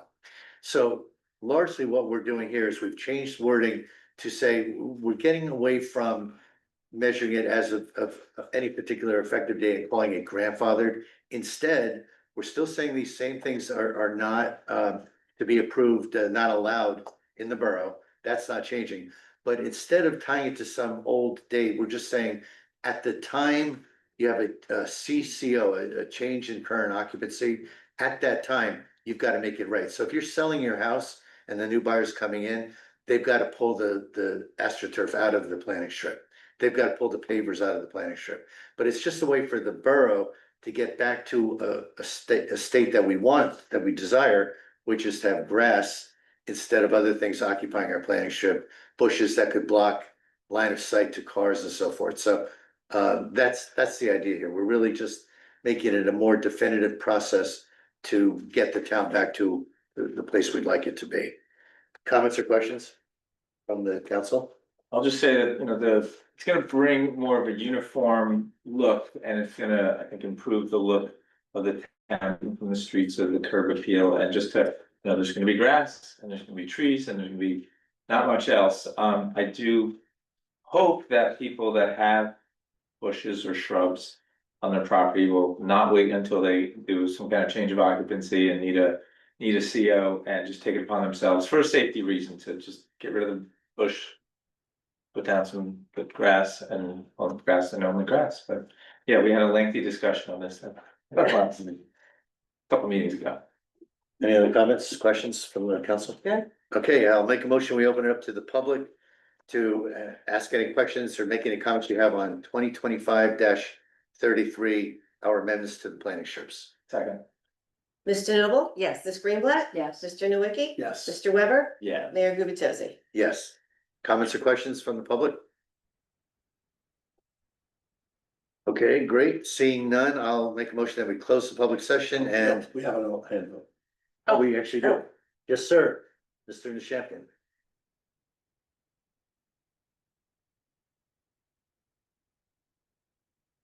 Okay, thank you. Paul the Champion 411 and a half Lorraine.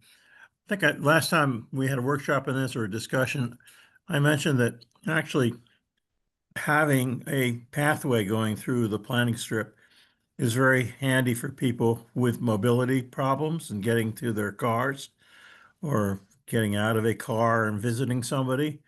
And I really think it's a shame that we're effectively outlawing those when somebody buys a new property. They will not be able to maintain that little sidewalk going to the street. Thank you. Okay. Thank you for your comment. Other comments or questions? Okay, I will make a motion that we formally close the public session and adopt 2025-33 planning strips. Second. Mr. Noble? Yes. Ms. Greenblatt? Yes. Mr. Nowicki? Yes. Mr. Weber? Yes. Mayor Gubatosi? Yes. 2025-34 is an increase in zoning fees. This is actually pretty straightforward. We had not had a zoning permit increase in at least a decade. We couldn't pin down exactly when the last one was updated, but the current zoning permit fee is $45. We're bumping that to $75. Again, it's been over a decade. And there's a thing called the zoning determination, which I'm told by our zoning department, as far as they know, no one's ever asked them to do this. There's a current fee for that, and I'll explain it in a second. We charge $100, same thing, it's been that way for many years. We're moving that to $150. The reality is nobody seems to utilize this service, but especially realtors, I'm told, are usually the ones who, if they're helping you sell your house and they want to attest to potential buyers that everything's good, it's zoned the right way, the fence is not too far away or too close to your yard or your neighbor's yard or whatever. You can come in this case now you pay $150. Our zoning officer would go through our records, go through the files we have and give an attestation that the house is compliant. So that's the idea of it. Again, no one tends to use it, but if anyone needs that, we bump the fee from $100 to $150. That's really all that's happening here. Any other comments or questions? Make a motion that we open it to the public for comments or questions. Second. Mr. Noble? Yes. Ms. Greenblatt? Yes. Mr. Nowicki? Yes. Mr. Weber? Yes. Mayor Gubatosi? Yes. Comments or questions, ladies and gentlemen? Are these things on? Are you guys hearing this? We've been through this a lot though already, so. All right, seeing no questions in Zoom either, I'll make a motion that we close the public session and we adopt 2025-34, the increase in zoning fees. Second. Mr. Noble? Yes. Ms. Greenblatt? Yes. Mr. Nowicki? Yes. Mr. Weber? Yes. Mayor Gubatosi? Yes. Okay, 2 to go. Ordinance 2025-35 is basically replacing current chapter 120 in our E code related to bamboo and invasive plants. And what's really happening here is we have an ordinance that's largely ineffective in our efforts to regulate bamboo. A key problem with bamboo is experts tell us, and apparently this is their reality, they never know if they're trying to remove it, if they got it all out. without coming back to inspect it a year later. We don't have any requirement yet to come back to inspect a year later. We don't have any official fines in place to for folks who are not managing their bamboo. Again, bamboo can be a problem not only for the owner of the property, but for adjacent properties. So this is an effort to better control the planting and or spreading of bamboo in the borough. So we've included in here now additional definitions around fines and additional definitions around times of inspection to make sure that bamboo removal has been complete. That's largely what's happening here. Any comments or questions? Council? We've covered this too. Okay, make a motion that we open it to the public for comments or questions on 2025-35. Second. I have it. 1 second, 1 second. Mr. Noble? Yes. Ms. Greenblatt? Yes. Mr. Nowicki? Yes. Mr. Weber? Yes. Mayor Gubatozy? Yes. Mrs. Virtue, Mary Birch. Come on. come on up. We have a problem. We don't have. Could you just state your name and address, please? Mary Birch, 420 Monmouth. Thank you. We have a problem with neighbors that have, and it's spreading all over the place. Now, they won't let anybody in their yards to inspect anything. So what do you do about that? She's really, you know. Yeah, we have this issue all over town and we have a solution for you. Matt, do you want to take it offline or do you want to give a quick summary now? Yeah, here's my card, my cell on it, just give me a call tomorrow and we'll send a code enforcer to the house. We already, That's a problem. Oh, we've had this issue and our code enforcement will, he has authority to enter the property. yeah, cause every spring, they're on our property. And it probably gets worse each year. Yeah, it is getting worse. And we really, They grow fast. yeah, and you can't stop them. Part of our old ordinance that we're changing, well, we're leaving it in, but we know it's relatively ineffective. Our old ordinance says you put a metal sheet 3 feet down.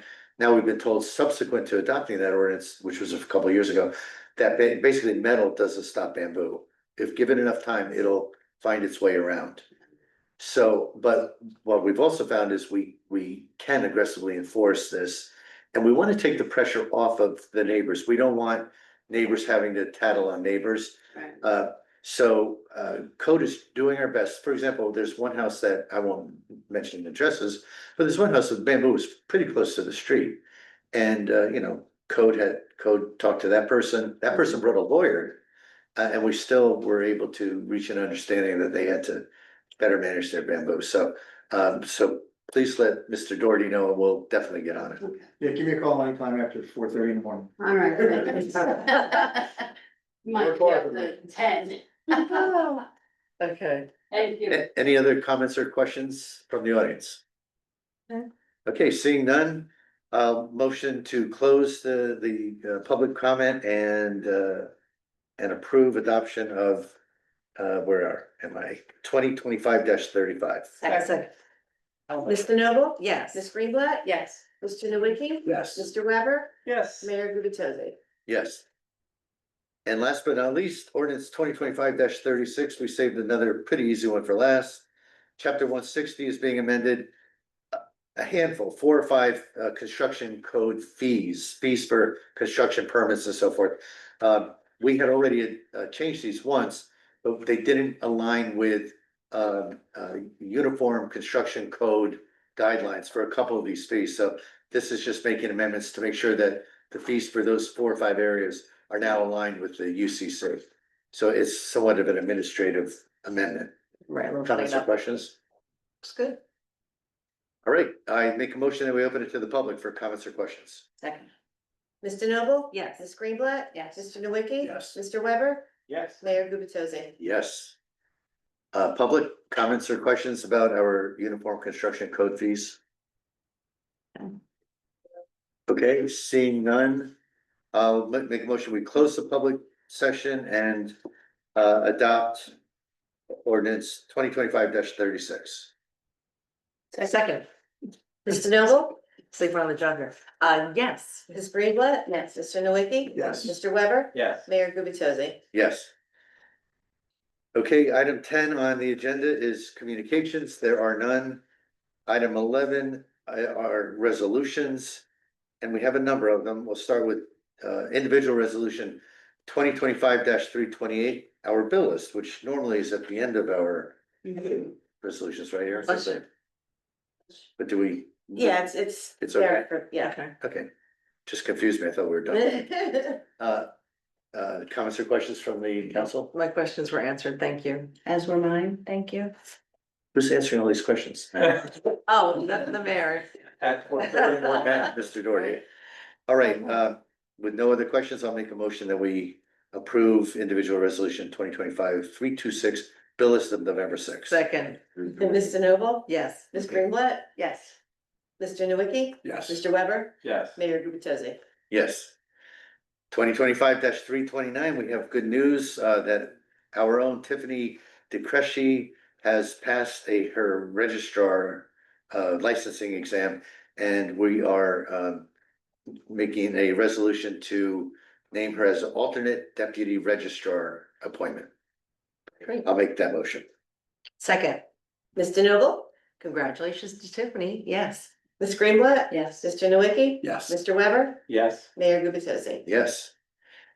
2025-330, amending resolution 2025-250, requesting the New Jersey Department of Transportation change to parking space time limit on the west side of Main Street. What this is, in the front of Borough Hall, we have the space for it. They're not delineated, but roughly 7 parking spaces where people can park there for a limit of 15 minutes.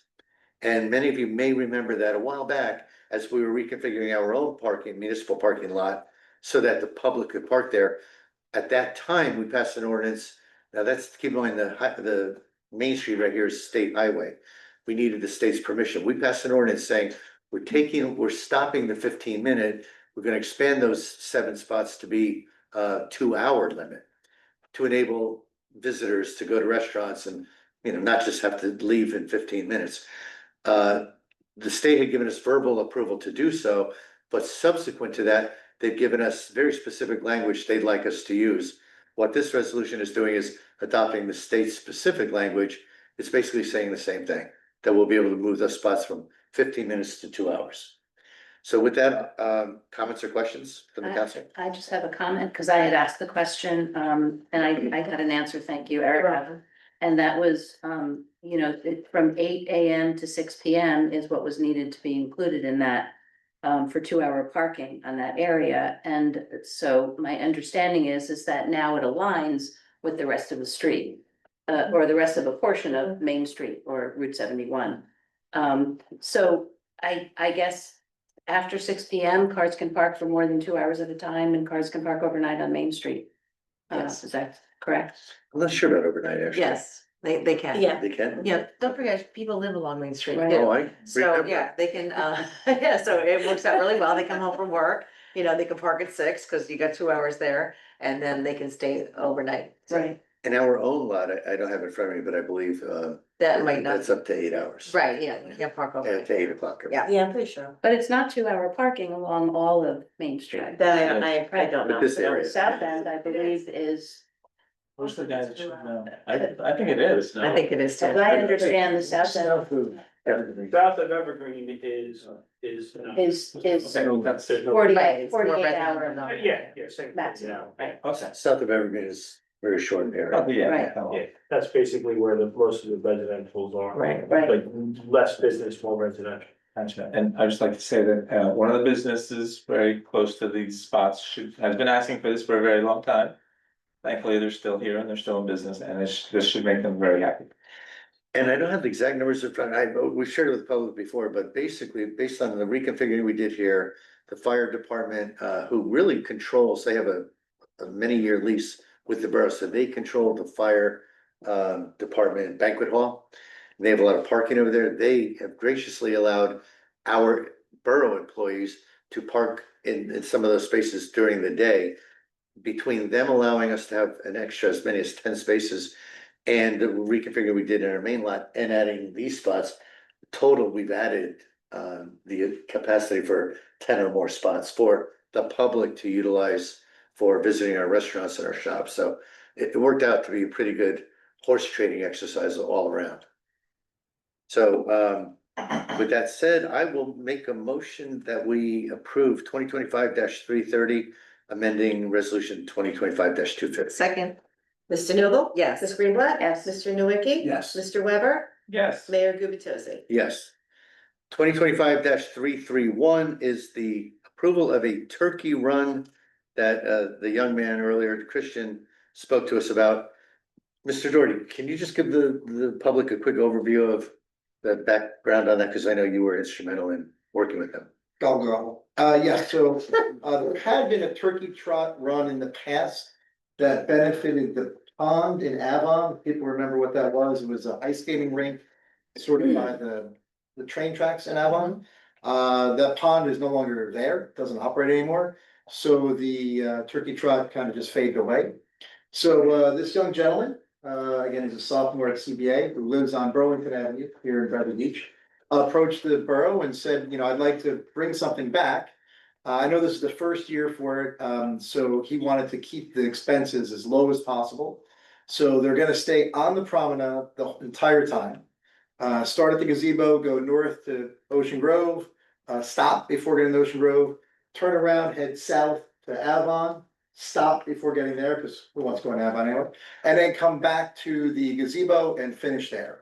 So it's not exactly like a 5K, it's around 2 miles-ish. Yeah. But it's a, you know, it's a good community event, the morning of Thanksgiving, like you said, it's a good time to get a little exercise in before we become gluttons for the rest of the day. And the money he's raising, as he mentioned, is going to the Mercy Center, which is in Asbury Park. They do a tremendous job. And one of the things they have now that's so important is a food pantry that gets utilized by all the families in the surrounding communities. So we're gonna be able to do this without any expense to the police, without any expense to the Department of Public Works. I myself am going to run the turkey trot very slowly. And I know that our DPW director, Biagio Cafone, also offered to come and volunteer his time in case there is anything to clean up afterwards. So both Biagio and I will be there to ensure that once the race is done, the promenade is as clean as it was before. My understanding is you were expecting to win this race. I am expected to win this race, true, gobble gobble, but I'm not sure if I'll be able to meet that expectation there. Is Christian fundraising for this? Yes, so all the funds that are raised will go to Mercy Center in Asbury Park. So is there a flyer or something where we can find out how to donate? Yeah, they wanted to wait until you approved it as the governing body, and then they'll begin all that. I will make sure to get it to all the members of council. We'll put it on our newsletter that Amy Baker puts out and try to get the word out as far and wide in the town. And I'd add, this is a bit unusual in that Christian doesn't represent a 501c3. Typically, you know, we've got non-profits coming to us with events like this. And we went through a pretty good exercise led by Mr. Doherty to make sure that we had some confirmation that all net proceeds would go to the Mercy Center. That he would stay on the boardwalk, because at one point there was a discussion that they would go down to the boundary with Avon.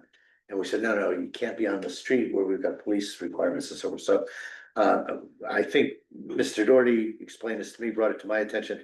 We got to a point where we said, you know, we can control this. It's a nice gesture, a nice festive thing for Bradley Beach to host with minimal resources devoted from Bradley Beach. So we thought it would be worth bringing it to the council. Right, and I also think it's nice that, you know, you have a 14-year-old boy in your community that is trying to do something positive. So, you know, I somewhat tortured him by making him speak in front of you all, which Very well. nerve-wracking for anyone, let alone a 14-year-old. But, you know, he did a good job, and, you know, this is the type of character I think you want to develop in a small community like Bradley Beach. Very good. So thank you, Matt, for doing that. And in case anyone doesn't know, Matt was like, what, a state champion or a county champion? 2-time state champion, yes, sir. 2-time state Thank you champion for pointing that out. back in high school. Last century. And turkey trots. Yeah, in what, In what events? in tracks. What event? Diminish it all you like, Councilman Nowicki. I'm very proud of those awards I Just the got. sewer gun company. But I found that out. I was very impressed that he really was a state champion a couple times over. I did not realize that. And you were actually fairly accomplished in college too, as I understand. Yes. So you can brag about that another time. Oh, I'll save that for after the turkey trot. But needless to say, any kind of running event is near and dear to Matt's heart. So with that said, I will make a motion that we approve 2025-331, the turkey run / walk event for November 27th, 7:30 in the morning till 12 p.m. Second, Mr. Noble? yes. Ms. Greenblatt? Yes. Mr. Nowicki? Yes. Mr. Weber? Yes. Mayor Gubatose? Yes. 2025-332, approving the annual bonfire for Friday, November 28th, 2025. Any comments or questions? I would just say this is a great event. It's fun, yeah. It's just a great thing for the family, you know, right after Thanksgiving, it's wonderful. I will say out loud, I want the town to consider moving it to a different beach in the future, because this is by my estimation, the smallest beach in the borough, and moving all that sand before and after, I think it just makes it erode more. So big wide beaches like Evergreen or up by like Newark, so next year, consider it.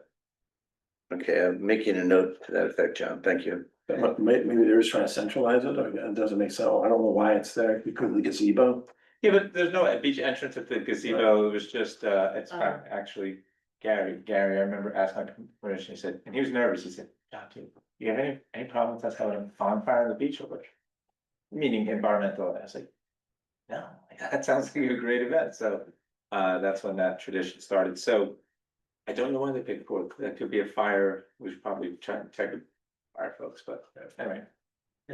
All right, if no other comments, I'll make a motion that we approve 2025-332 bonfire November 28th. Second. Mr. Noble? Yes. Ms. Greenblatt? Yes. Mr. Nowicki? Yes. Mr. Weber? Yes. Mayor Gubatose? Yes. 2025-333, resolution authorizing a 1-year lease extension for the 2026 surf camp.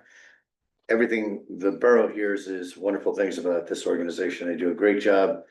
Parents tell us their kids love it, so I think it's just a great organization to keep partnering with. Any comments or questions? I took a lesson there. Did you really? It was excellent. Cool. Yeah, Did you stand up on the board? no, but I dreamt about That's funny. it. So why a lease extension and not a new lease for, a I think they're certain just, term? I think they're just exercising an option that's in the lease, and after this one. Yeah, this is the third year and then it goes up again. They're given a new. Next year. lease. Yeah. Go out to bid again. Okay, I'll make a motion that we approve 2025-333, the 1-year lease extension for surf camp. Second. Mr. Noble? Yes. Ms. Greenblatt? Yes. Mr. Nowicki? Yes. Mr. Weber? Yes. Mayor Gubatose? Yes. 2025-334 is authorizing a 1-year lease extension agreement for the 2026 volleyball clinics. Any comments or questions? I'll make a motion that we approve 2025-334 for volleyball clinics. Second. Mr. Noble? Yes. Ms. Greenblatt? Yes. Mr. Nowicki? Yes. Mr. Weber? Yes. Mayor Gubatose? Yes, okay. 2025-335 is establishing the 2026 seasonal beach badge prices and sale dates. Now, Erica, I'm looking for that thing you just handed me earlier. Yep, perfect. There you go. Um, the council is looking at a blank current resolution because we need to fill in prices, but the current prices for these are seasonal badges. The current prices for adult, $90, and this is without discounting. We do have some early discounts, early sales discounts. Senior citizens, 65 and over, $35. Juniors, 13, 14, and 15, $35. So those are current prices. Any discussion as to whether or not we should adjust the prices up or down? I actually took a look at, from 2021 to 2025, just to see the trajectory of the pricing. So for the past, from 2021 to 2023, we kept prices stable at $80, for the season for adults. Then 2024 bumped it up to 85, and then last year bumped it up to 90. Then for senior and junior badges, in 2023, we bumped it up from 30 to 35. Then we bumped it up again in 2024 to 37, then we brought it down last year to $35 for senior and junior. And so, you know, now we're at, I guess last year with $90. I don't know, I just tried to do some sort of analysis to see, you know, if we were gonna keep on increasing or if we were gonna try and stay stable. I think the challenge that, since I've been up here for 5 years now, there's always one question asked, which is, what's everybody else doing? And in fact, dailies, people get, you know, municipalities get pretty close. Seasonal badges, you know, there's sometimes apples, oranges and grapefruits as you try to compare prices. But my typical reaction is, you know, how's the beach running profit wise, revenue wise? Because I shouldn't say profit, but are we covering expenses? Are we generating at least small margins? Because margins are good. Because sooner or later, we're gonna have a bad weather summer and we're going to give up a lot of this, that surplus. So in general, I like it when we're adding 50 grand, 100, even 150. If it looks like any more than that, like this past year, for example, was a good revenue year. We don't yet have all the expense data in. Revenue was a good year. We had good weather. Did we count 2 million? Over 2 million. Yeah, it was a good revenue year. But for example, we had a lot of debt service added last year, and that's why Shauna was reading these numbers. That's why we bumped some of the dollars a little bit last year. We're probably going to have a little more debt service. We're talking about the concession and the bathrooms, for example, at 54 Ocean. But my sense of this is, you know, as trustees of this beach utility, my sense is that revenue right now, based on reasonable weather assumptions, should be sufficient. So I would suggest we don't adjust the badges. Well, I have had residents say you should bump them something. And by the way, we're talking about roughly half of the badge revenue. The other half is individual prices, which we won't set until early next year. Right, a quick question with the DPW contract got settled earlier this year, obviously there's an increase. Some of the increased costs of labor, you know, get attributed to the beach, so. Given what you just said, like even considering that, you think we can still keep it stable? It's a great question. I don't have any definitive data that I can say like I did last year, when I said we should increase the rates, and the mayor agreed with me and you guys, the council agreed. Entering this year, and I think we had a good year to follow, but entering this year, we had a surplus of roughly 700,000. So that's good. That's better than we've had we had that one crazy year where it spiked up because of COVID, but typically our surplus has been closer to 400, 300, once or twice 500. We got up to 1 million that COVID year. But right now it's 700,000. That's a pretty healthy surplus on a $2.5 million total budget. So I mean, if anybody wanted to suggest bumping the price $1 or $2. But the dailies at what, 13? Yeah, we haven't adjusted 2026, but I yes, understand, yeah, sorry, okay.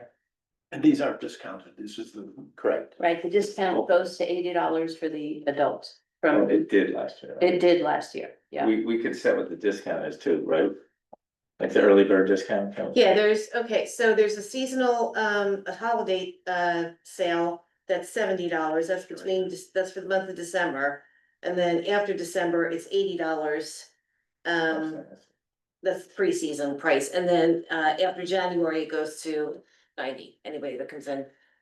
And I guess to give you guys all one other thought, $1 increase or decrease on the dailies equates to $100,000, because we sell about 110,000 dailies most years. $10 on these on average across all, so maybe a little more on the adult and a little less on the others, but roughly a $10 increase overall here would be the same $100,000. I'm just gonna point out one thing, if we approve this as is, it has 2024 dates, the dates are. No, I gave everybody a 2024 resolution so they can compare.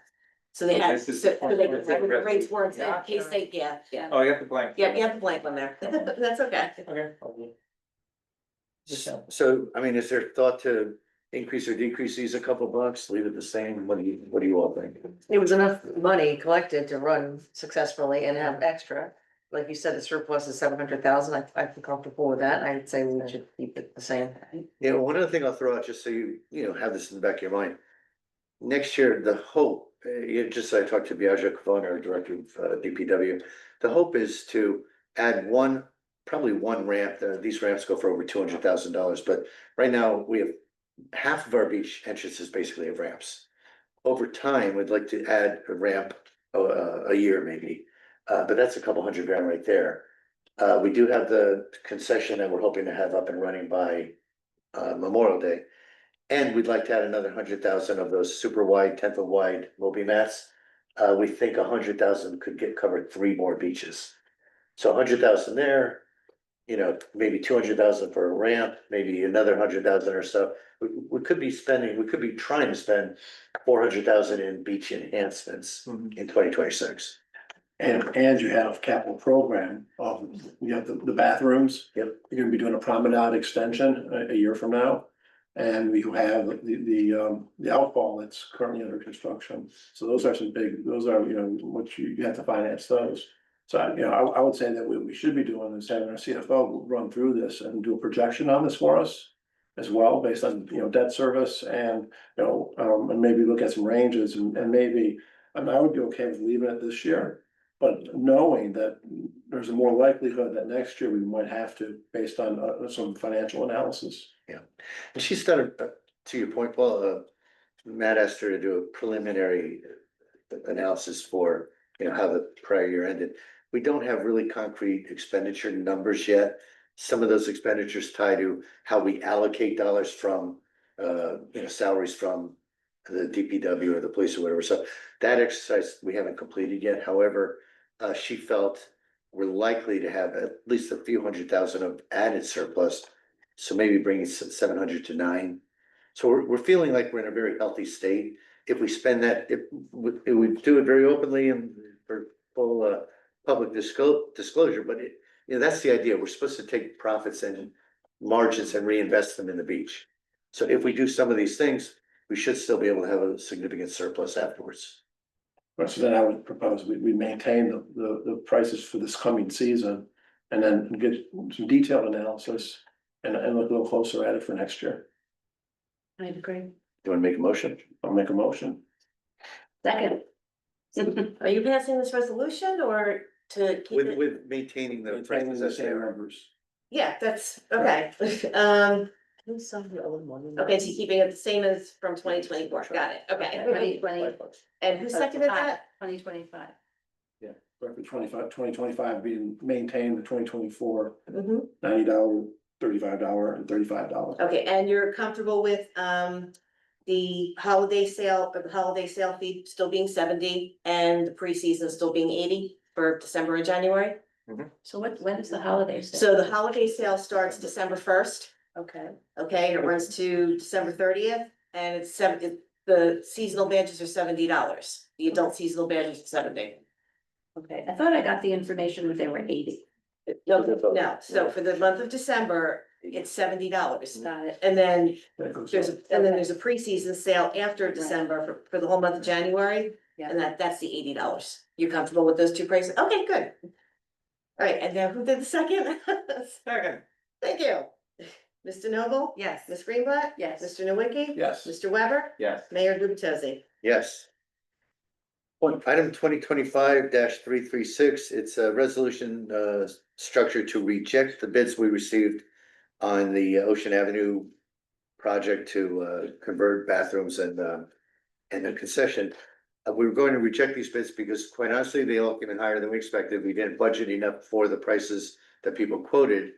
However, I'm gonna make a motion in a second that we don't vote on this tonight because Mr. Doherty and our engineer are in discussions with the low bidder. First, we would or would not hire because he's a low bidder.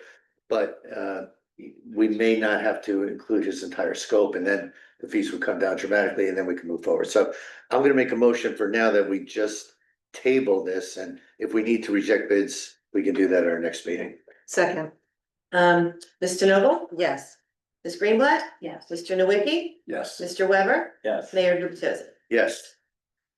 And final individual resolution 2025-337, award of proposal for professional engineering services for CME for this project, the 54 Ocean Avenue reutilization of existing building. And any comments or questions? I had asked a question which was answered, and that was, we have a $50,000 grant for that. And now at this point, it's coming in at 68.8 for all of the soft costs, right? But I think, Paul, you had clarified that, there were some fees that weren't included originally. Yes, but the initial proposal, my understanding was for preliminary, sort of schematic and preliminary design. And then what wasn't included was the final design, advertisement, and the engineering services during construction, which includes construction administration. And so that's the additional cost that is being requested in this resolution. Okay, so that additional, since the grant is for 50,000, the additional 18.8 is gonna come out of the beach utility? Okay, so it's not coming out of municipal dollars. Right. Okay, right. Any other comments or questions? I'll make a No, I'm good. Thank you. Yeah, I'll make a motion that we approve 2025-337. second, Mr. Noble? yes. Ms. Greenblatt? Yes. Mr. Nowicki? Yes. Mr. Weber? Yes. Mayor Gubatosi? Yes. Ladies and gentlemen, we are coming down the home stretch. Item 12, announcements, we have none. Item 13A, the thing we all wait for, the administrative report, Mr. Doherty.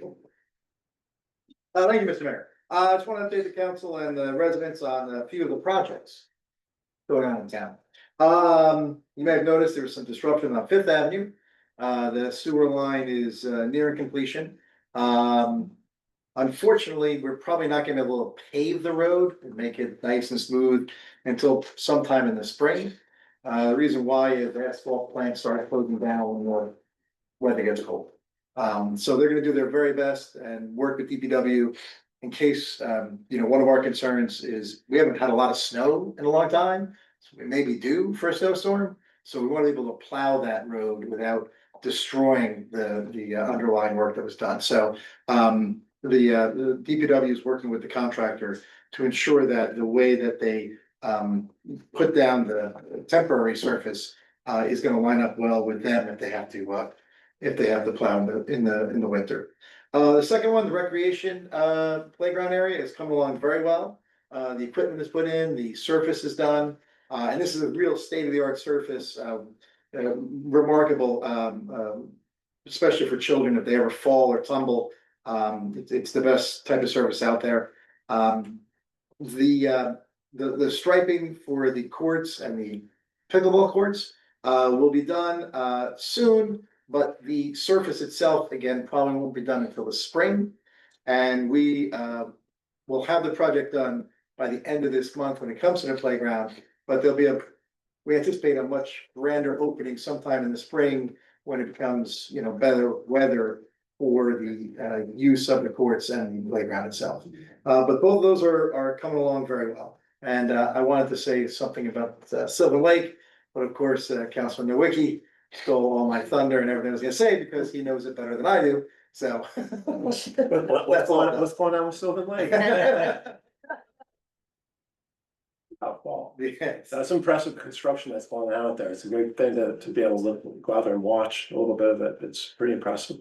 It is, and the contractor again is doing doing a very good job. So that's all I have tonight. That's great, thank you. Thanks for Thank keeping on you. top of all this too, Matt. Okay, after the administrative report, we have mayor and council reports. Let me tonight start with Councilwoman Greenblatt. Oh, lucky me. Recreation, the recreation board has not met since our last council meeting. I'll just share a few announcements that I repeat at every council meeting. Mahjong Open Play runs every Friday, 1 to 3 at the Biazzi Center. The senior club meets this Wednesday, not this Wednesday, Wednesday, November 19th at noon. Senior Game Time Tuesdays is back, the first and third Tuesday of each month. Bring your own game and join friends at the Biazzi Center for fun and community fellowship. Students in grades 5 through 12 are invited to participate in the art club, which runs every Wednesday, 5 p.m. at the Neptune City Community Center, and that's at 117 3rd Avenue across from the Stop and Shop. There's also the Glitter and Glue Crew every Tuesday and Thursday morning from 11:30 to 12:15. It's a fun craft group for children ages 2 to 5. The Ghoulish Gathering was held October 24th. It was a success despite its change in location. It was at the Evergreen Beach. Thanks to Unwaste and our very own John Weber, who made the event environmentally friendly by composting the pumpkins. Of composting. The 4th annual Halloween Trunk or Treat was a great turnout and fun for all. Rec gave away a giant Halloween trophy to the best decorated trunk, and it went to the aliens and cows. The rec committee's next meeting will be Monday, November 10th at 6 p.m. The Arts Council met Monday, November 3rd. Arts Council member Gwen Rosenblatt will perform on flute and piano at Agudath Haim's Shabbat Project, Saturday, November 8th at 7 p.m., 301 McCabe Avenue. The whole community is invited to attend. Pizza will be served, no need to register. Their next meeting is scheduled for Monday, December 1st, 10:30 a.m. at the Biazzi Center. And the Fletcher Lake Commission has not met since our last meeting. Thanks to the collective efforts of Neptune and Bradley's Public Works for managing the levels of Fletcher Lake in the face of the storm we had October 30th. Residents should be aware that when there's an anticipated weather event, the towns will ensure to monitor lake levels and adjust accordingly. The aerator light was just installed in one fountain in the lake. A number of residents have remarked on them with appreciation. Aerators will be removed shortly for the winter season. The next Fletcher Lake Commission meeting is November 13th at 6 p.m. in this council chamber. That's my report. Thank you, Councilwoman, Councilman White. Thank you, Mr. Mayor. I want to start by saying congratulations to all the council members up here for their resounding victories on election night. And to Mr. Karp, the high vote getter sitting down here, who I will say is properly seated here at a council meeting, and I'm assuming given access to all the stuff that we got access to. Congrats, Miss. Wasn't that way when I got on, but apparently this is the way to do it, and we've been doing it that way for a while. Just want to recognize the clerk puts in a very long day on election day, so thank you, Erica, as do all the poll workers, some of them live here and some of whom do not, but it's like I don't even want to know how long a day it is, but for the poll workers, it's like a 16-hour day, it's a lot. So we'll probably. Actually, it was an 18-hour day. I was gonna say a little bit more. My goodness. Signed up for it, but yes, thank you, because it's all needed to make our democracy work. And thanks to the firehouse for letting us use the firehouse. They kind of had it all set up and let us be there all day. Speak about the firehouse, moving into environmental stuff, but the firehouse installed water bottle filling stations, kind of like we have up at the ocean front. Because they told us, they said, you know, the firefighters, they train there a lot. There's weight equipment they can do, like, you know, physical fitness kind of training, and then they have their regular training, and they just drink. He said, President told me, especially the young guys, like they drink a ton of water, and he's like, we're just gonna do water bottle filling stations and stop all this water bottle, and that was great. The Environmental Commission kind of helped them with the cost of that. I think it's a fine use of the Environmental Commission's money. So that's done, and Todd Mcginn, I guess he's the president, he's still the president, right? Yeah, he said home run, it's great, they look great and they're functioning great and reducing waste. More stuff about the Environmental Commission, they were looking at some changes to the ordinance that governs them, and we finally got the feedback on what they can and cannot change, so we're gonna look for that at a council agenda in the near future. This Councilwoman Greenblatt mentioned this, but yes, before Halloween, the rec department had the pumpkin chucking event. There was a big slingshot involved. I had visions of these things like going like hundreds of yards and across the, it wasn't like that, but there's mostly little kids playing and like You know, if they get halfway across this room, there's a little target to shoot at, anyway. But the pumpkins didn't fare so well, but they did all get composted. Again, the environmental commissions used some of their funds to make sure that that happened, which I think is totally appropriate. I do have a question, it's a legit question about the whole Sylvan Lake thing. Some members of the environmental commission pointed out that there was a Rutgers field monitoring station kind of in that area. At the very least, it was like an anemometer, a wind, it was measure wind speed. It might have been measuring some other environmental things, and it was right in that whole area that got excavated. Any idea what happened to that, or if it's coming back, or do you know? Well, I do know Monmouth University comes out and samples. And that's part of, you know, I've not heard of Rutgers being I out think there. this is different. Do you know that there was like some equipment out there? I and think Rutgers took it back. A weather station. Rutgers took it back, you said? Yeah, a little like a mini weather station, yeah. You think Rutgers took it back?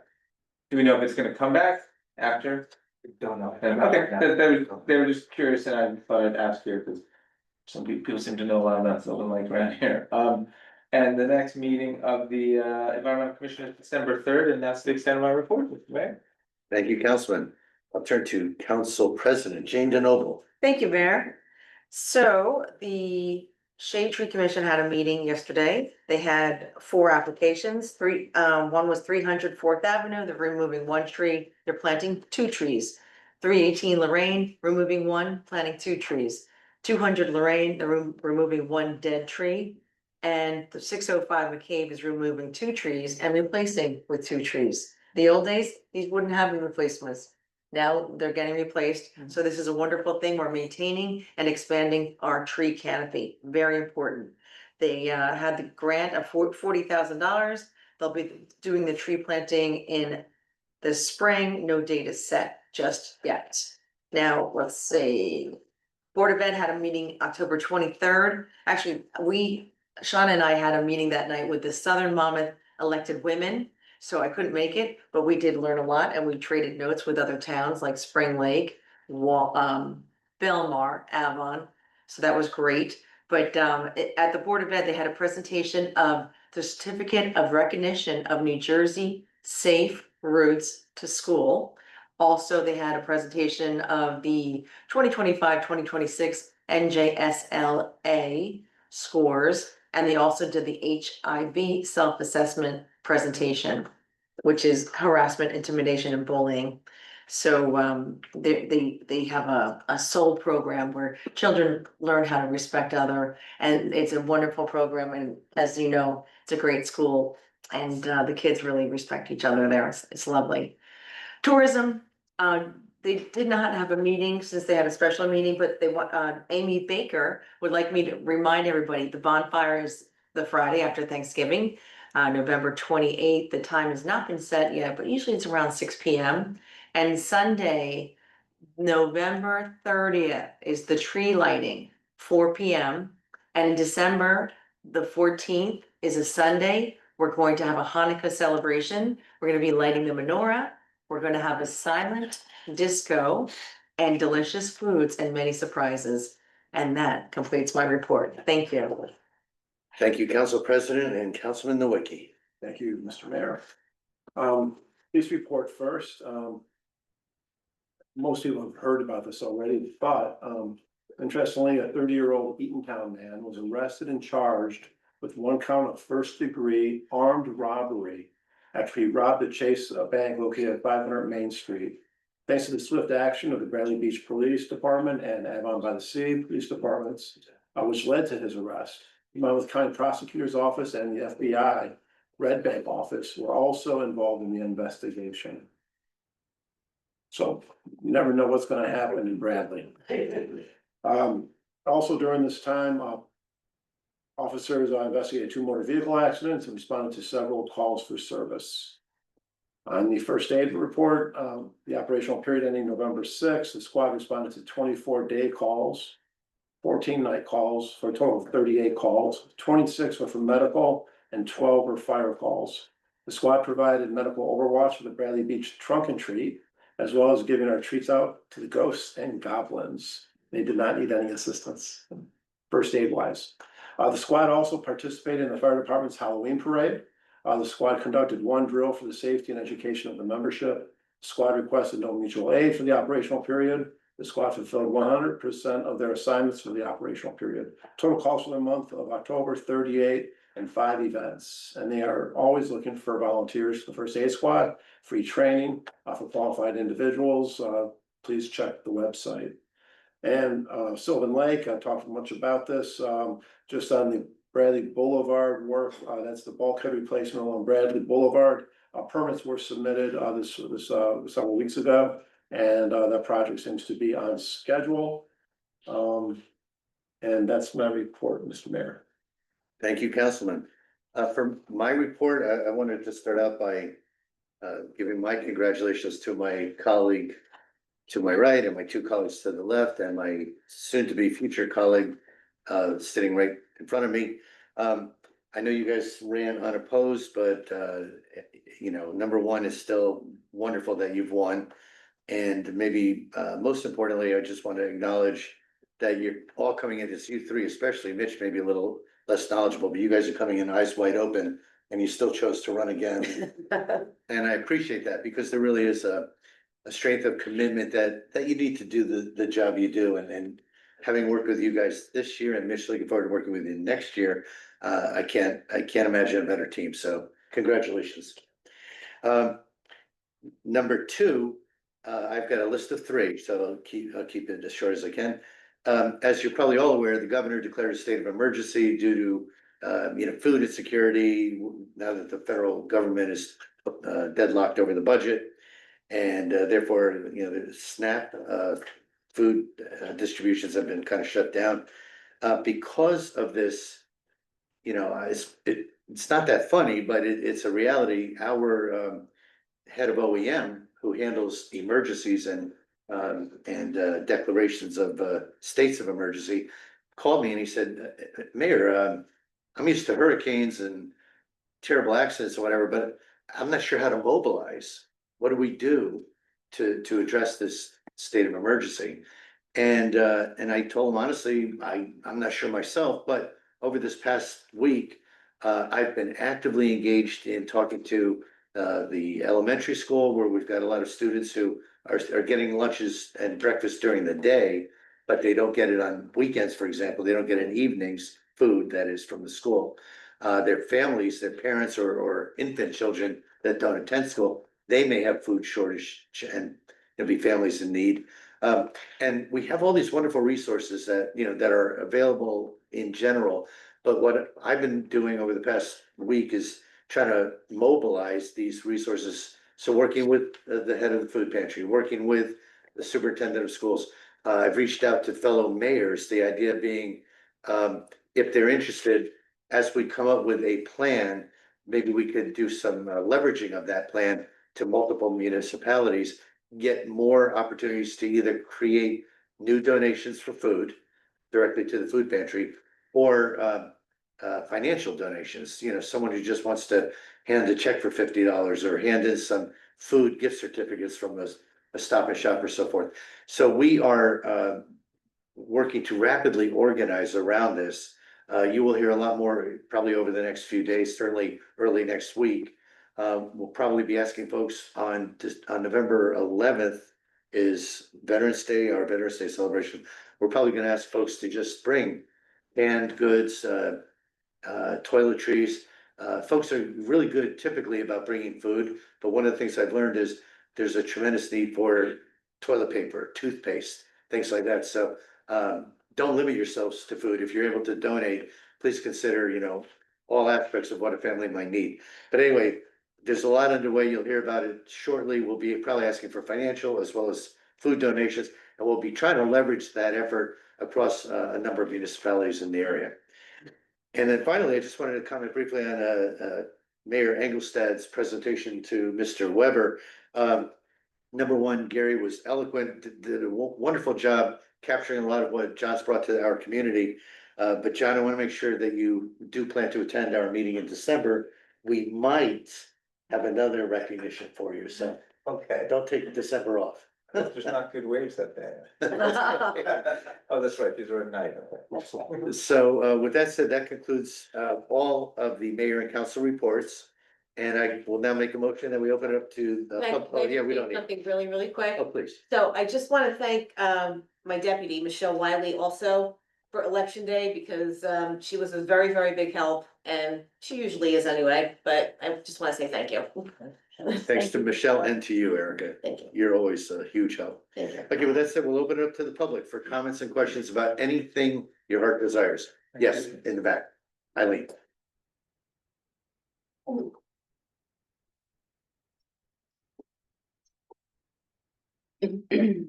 Erica, you do more than Michelle.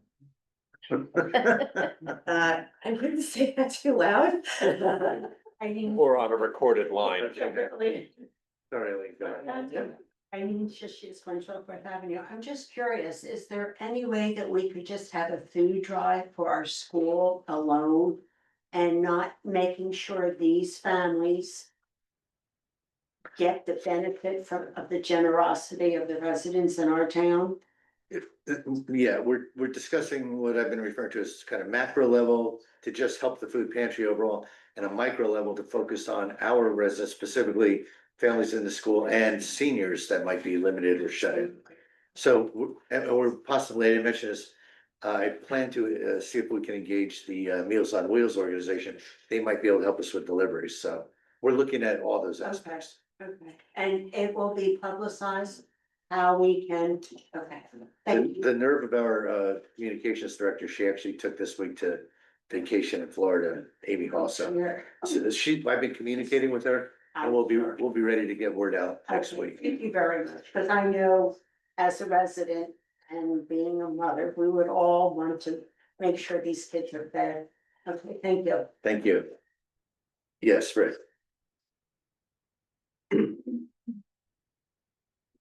Rick Bartholomew, 116 Newark. My only concern or thing I would like to bring up is with all these new ordinances going in, which I agree with. Now, how does one manage that? I don't know, we had the infrastructure in the office to handle all that. First of all, you have to have the people coming in who legally have, whether they want their planting strips or the beach rentals and so forth. You have the people, when they come in normally, and you have the paperwork to go through that.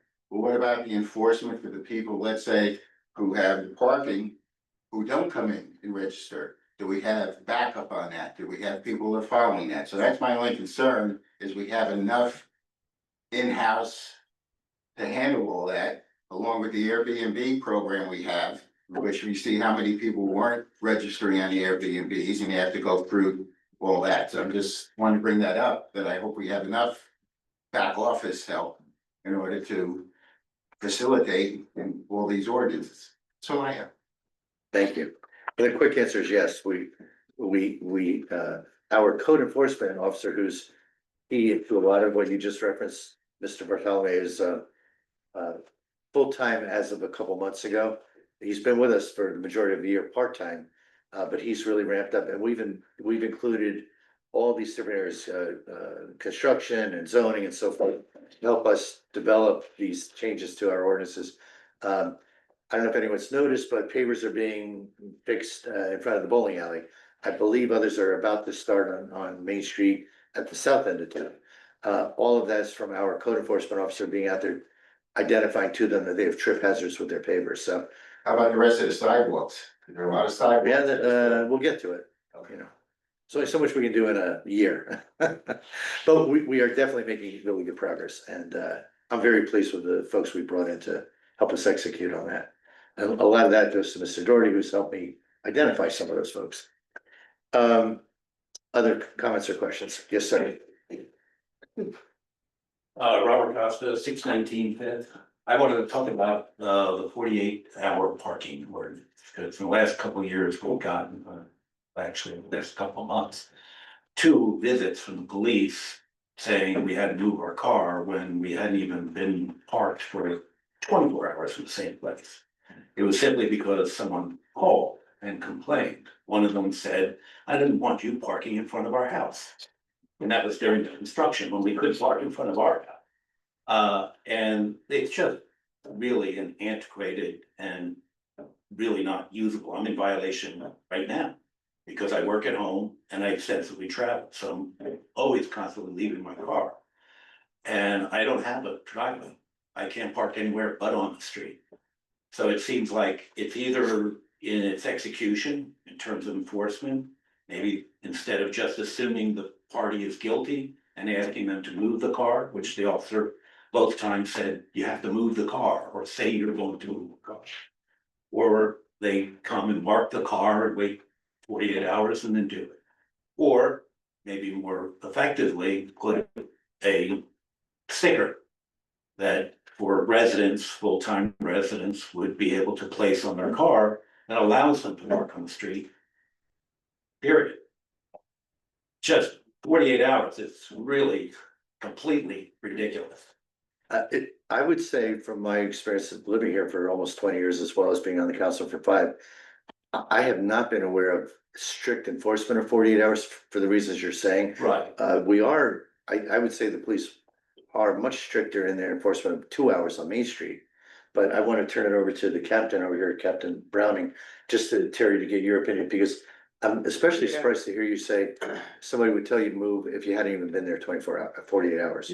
They just call and say that they're violating the code. The police department doesn't proactively like look for every car that's out there and try to figure out if they're there 48 hours. We respond when somebody complains, and we have to. If somebody complains and says whatever their motives are, if they call and say, hey, there's a car that's been parked in front of my house, or it's been parked in this spot for lots of times they say weeks or 10 days or a month. We'll come and we'll just simply, find out who the owner is, knock on your door and say, hey, listen, we got a complaint that it's been here, you just have to make sure it moves. And by moves, it just has to move, a foot or two in whatever direction. If you're not there, we leave a warning notice on it that just says. Yeah. The only time we proactively look for that is during patrols, if we see a car that has piles of leaves around the thing, grass growing, or just clearly has not moved, flat tire, stuff like that. Then we'll proactively, that's a very, very small amount of time. Usually it's just a complaint, and unfortunately it is usually a neighbor that just doesn't like the car being in their spot or too close to whatever. And we can't really control that, we have to call and, we have to respond to the call. Captain, the one thing I'm hearing, I'm curious, if this gentleman's saying he's been there 24 hours and a neighbor says he's been there 48, do the police confirm that? I mean, how do you handle that? The presumption of guilt that really gets to me, that we have to move the car because somebody lied, instead of you guys saying, we'll park the car and wait for you. His wife, so I just want to tell you what happened. My neighbor didn't know we got a new car. So she said, I didn't know you got a new car, so I called because I was parked too close to some shrubs she had thrown out. The policeman came to my door on a Sunday morning at 8 o'clock. I was sleeping, I was a nervous wreck to have a cop come to my door. And he said, you have, and I did, you have to move your car, you have to move your car. I said, I was at the hospital yesterday, my sister had been in the hospital. He said, she called, you have to move your car. So something's wrong, I get. Yeah, there is an ordinance, it's if we receive a complaint, we're required by the ordinance to just make sure that car is sitting there. I mean, maybe the presentation of you have to move your car like right this minute, maybe that was a misinterpretation, But you have to move it at some point. Say, you have to move your car, but Yeah, I don't want someone coming to my door at 8 o'clock in the morning when in fact I did nothing wrong. And to scare me, there's something wrong with the ordinance, is what I'm saying, I don't blame the police. and They're we doing- do have reoccurring times where there is just the car that seems to be there all the time. Or if there is like a neighbor thing, and once we're there enough times, we kind of realize like our officers will be able to say. Yes, that's, headquarters, that's the car that's always in front of the house, I was there last week or I was there yesterday, it moves, we don't have to bother you. But if they call it, whenever they call, I mean, if they call it like 4 in the morning, we're not gonna knock on your door till later on, we'll leave it for the day shift to do. But I mean, if they call, 7, 8, 9 o'clock in the morning, we, Well, I guess maybe in my mind, the execution should be that you note the car was there, come back 48 hours. And that's the assumption of guilt because you proved it then. Well, that You're ties you're into, assuming the caller is always right and we're always wrong. well, it's not that we're assuming that if one's right or wrong, it's we're just doing our due diligence and making sure that notification is made. So if we just drop a note on there and then you don't see it, or you move the car but don't take the note off, we don't wanna do that. We wanna make sure that we're not towing or ticketing residents' cars without making sure we find them. Well, can we look at the ordinance? Yeah. If I can, Mr. Go Mayor, ahead. I Go ahead, Councilman. happen to agree that it's problematic that it's complaint driven. So I completely agree with that. So let's just face fact. The neighbors sort of speaking to their neighbor, but through the police. Yeah. So when the police come out, if the people that have been accused say, no, I just parked there this morning, or like whatever, like, I think it's incumbent on the police to communicate that back to the original person that complained and just say, but if it's there for 48 hours from now on, then the police will do something, and that's fair to the accusees and the accuser and all that. So, but as soon as COVID happened, I remember thinking and remember saying to our former chief of police, the 48 hour, something's gotta give, because it doesn't make sense anymore. The entire landscape of work has changed and people work from home and it's gonna become problematic. And so I think we're here right now. I mean, we do not have a driveway. Yeah. So for us to go on vacation and have to worry that we have to move our car before, have someone move our car. from us, They should call the police and they'll. Yeah, if you ever do go on vacation, you can call, let us know, and we will note that there, so that if any complaints come in, we just have it noted, we don't bother. And this is not the first time that this has come up, because I've had someone who's come to me and, we had this discussion. Many of us will, leave our cars, Right. on the street for a few days at a time, and then we move them. So is there an interest maybe in changing it from 48 hours to a little bit longer than that? Well, there's so many questions here. One is, one of enforcement, one is how you legislate it. No matter what you change it to, you gotta have more consistent enforcement perhaps. But if you wouldn't mind leaving one of your names with a contact number, what I'll try to do is get Captain Browning and Chief Arnold to sit down with us. So maybe by conference call, you could come into the office. But we'll just talk through how can we all agree on maybe a more consistent approach for enforcement. Sure. Yeah, that would be, we would appreciate I mean, it was only one time that this only occurred one time. We just got one because of the construction on Fifth. We were couldn't on park in front of our camera. house. So we And left we our car. confronted the guy So and he it's in a said, different well, place. don't park in front of my house. That was his Yeah, he reply. said, go And it move was less somewhere than else. 24 hours. But if somebody, if your car's like parked in front of your own house, it's rare that it'll be a reoccurring problem unless there is some sort of. But the point is, you never We'll know, figure it out. someone could be annoyed, or someone could, I think the council agrees with you, so if you leave us the contact information, we'll invite you to a call. I just, Yeah, you just email me, so I have his email. Okay, perfect. Share that We with appreciate Captain it. Brown. thank Oh, I you. would also say once is enough. Thank you. That's, Yeah. it's. No, thank you. It's a very, very valid concern. Any other comments or questions? Anyone left on Zoom? Wow. All right, I see no other hands up and I've lost my agenda, but I believe we have no executive session, so I will make a motion to close the meeting adjourned. Meeting adjourned. Needed a new battery. There's no clock. I know, the battery Time died. change or? Yeah, no, I had a dead battery, so I figured no time is better than the wrong time. Do we have a second? Oh, second, Thank you. and All in I, favor? yes. Meeting is adjourned. Thank you. Right.